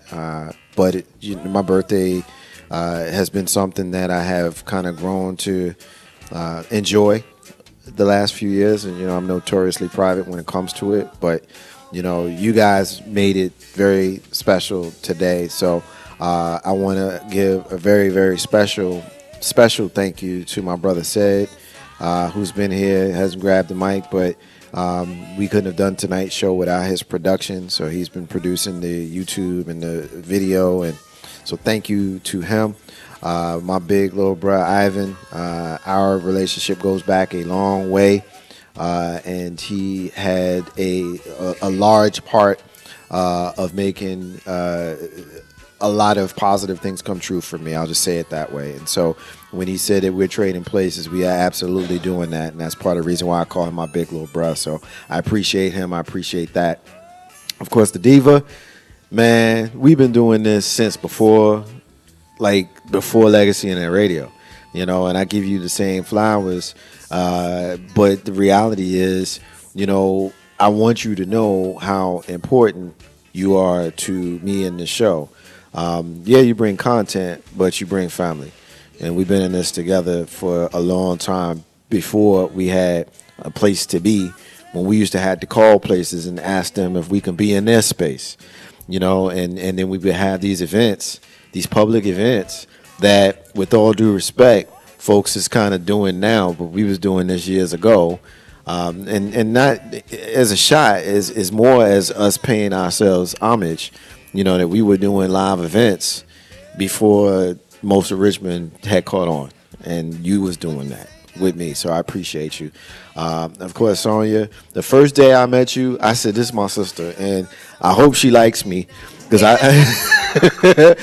like her, you know. And I remember we sat back there at the pool, and we built it, and we talked about what we was going to do, and we've been doing it ever since, you know. So thank you. Similarly, first time I met Mr. 3375, I met Mr. 3375 at, like, what was it, Folk Fest or one of those events, something like that. And I said to him, I said, yo, I do radio. Oh, you do radio? Yeah, I do radio. So Saturday night, I said, yeah, you should come one day. And he came Monday, 2 days later.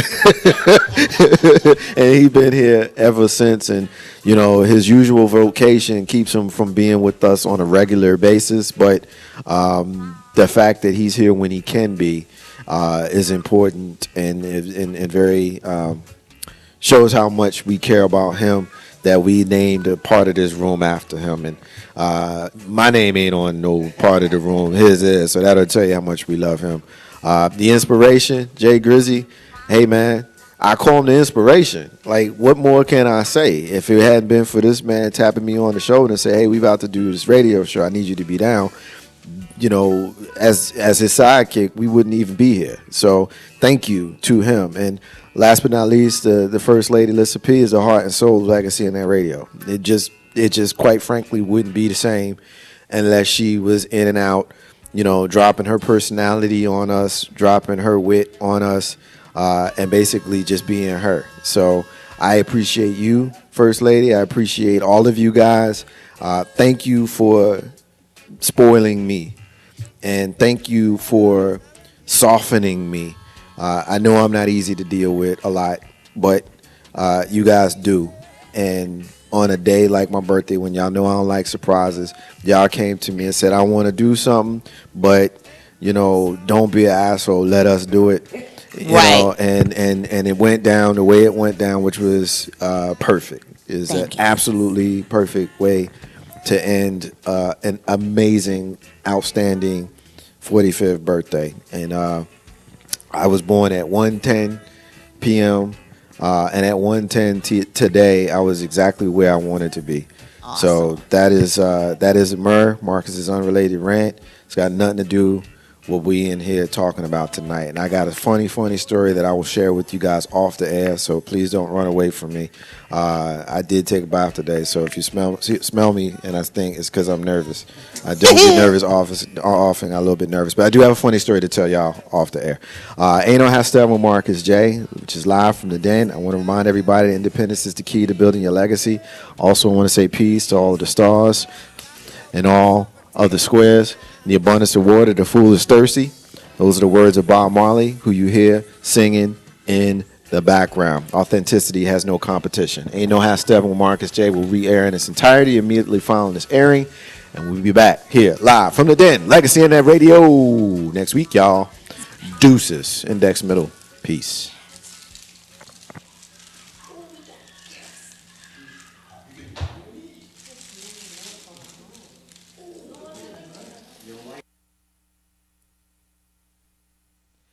All right, y'all. Ain't No Half Steppin with Marcus J is live. We are in the building, ready to have another outstanding show. And guess what, y'all? It's my birthday. I'm excited, y'all. I'm 45 years old, and I got folks in the room that's going to help me celebrate. You're listening to and you're watching the flagship show of Legacy Internet Radio, live streaming on Facebook, live on YouTube, replayed every single place you can find us. We're the flagship show of Legacy Internet Radio. We're calling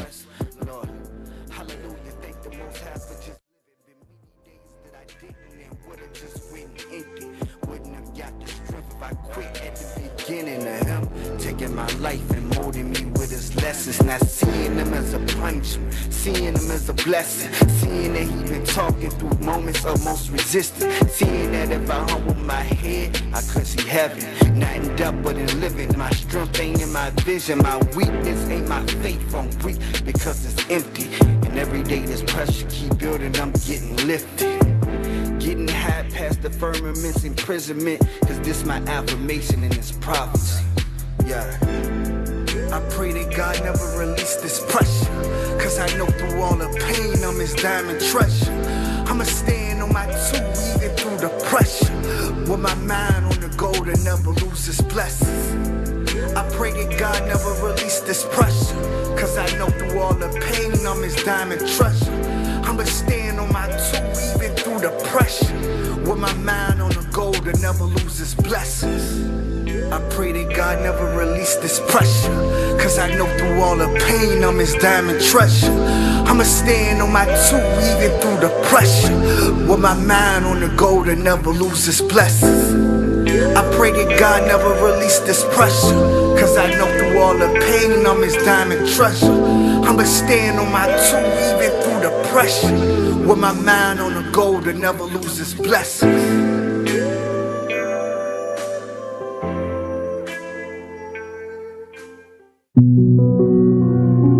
Lord, thank you. Thank you for my deliverance. Today I testify your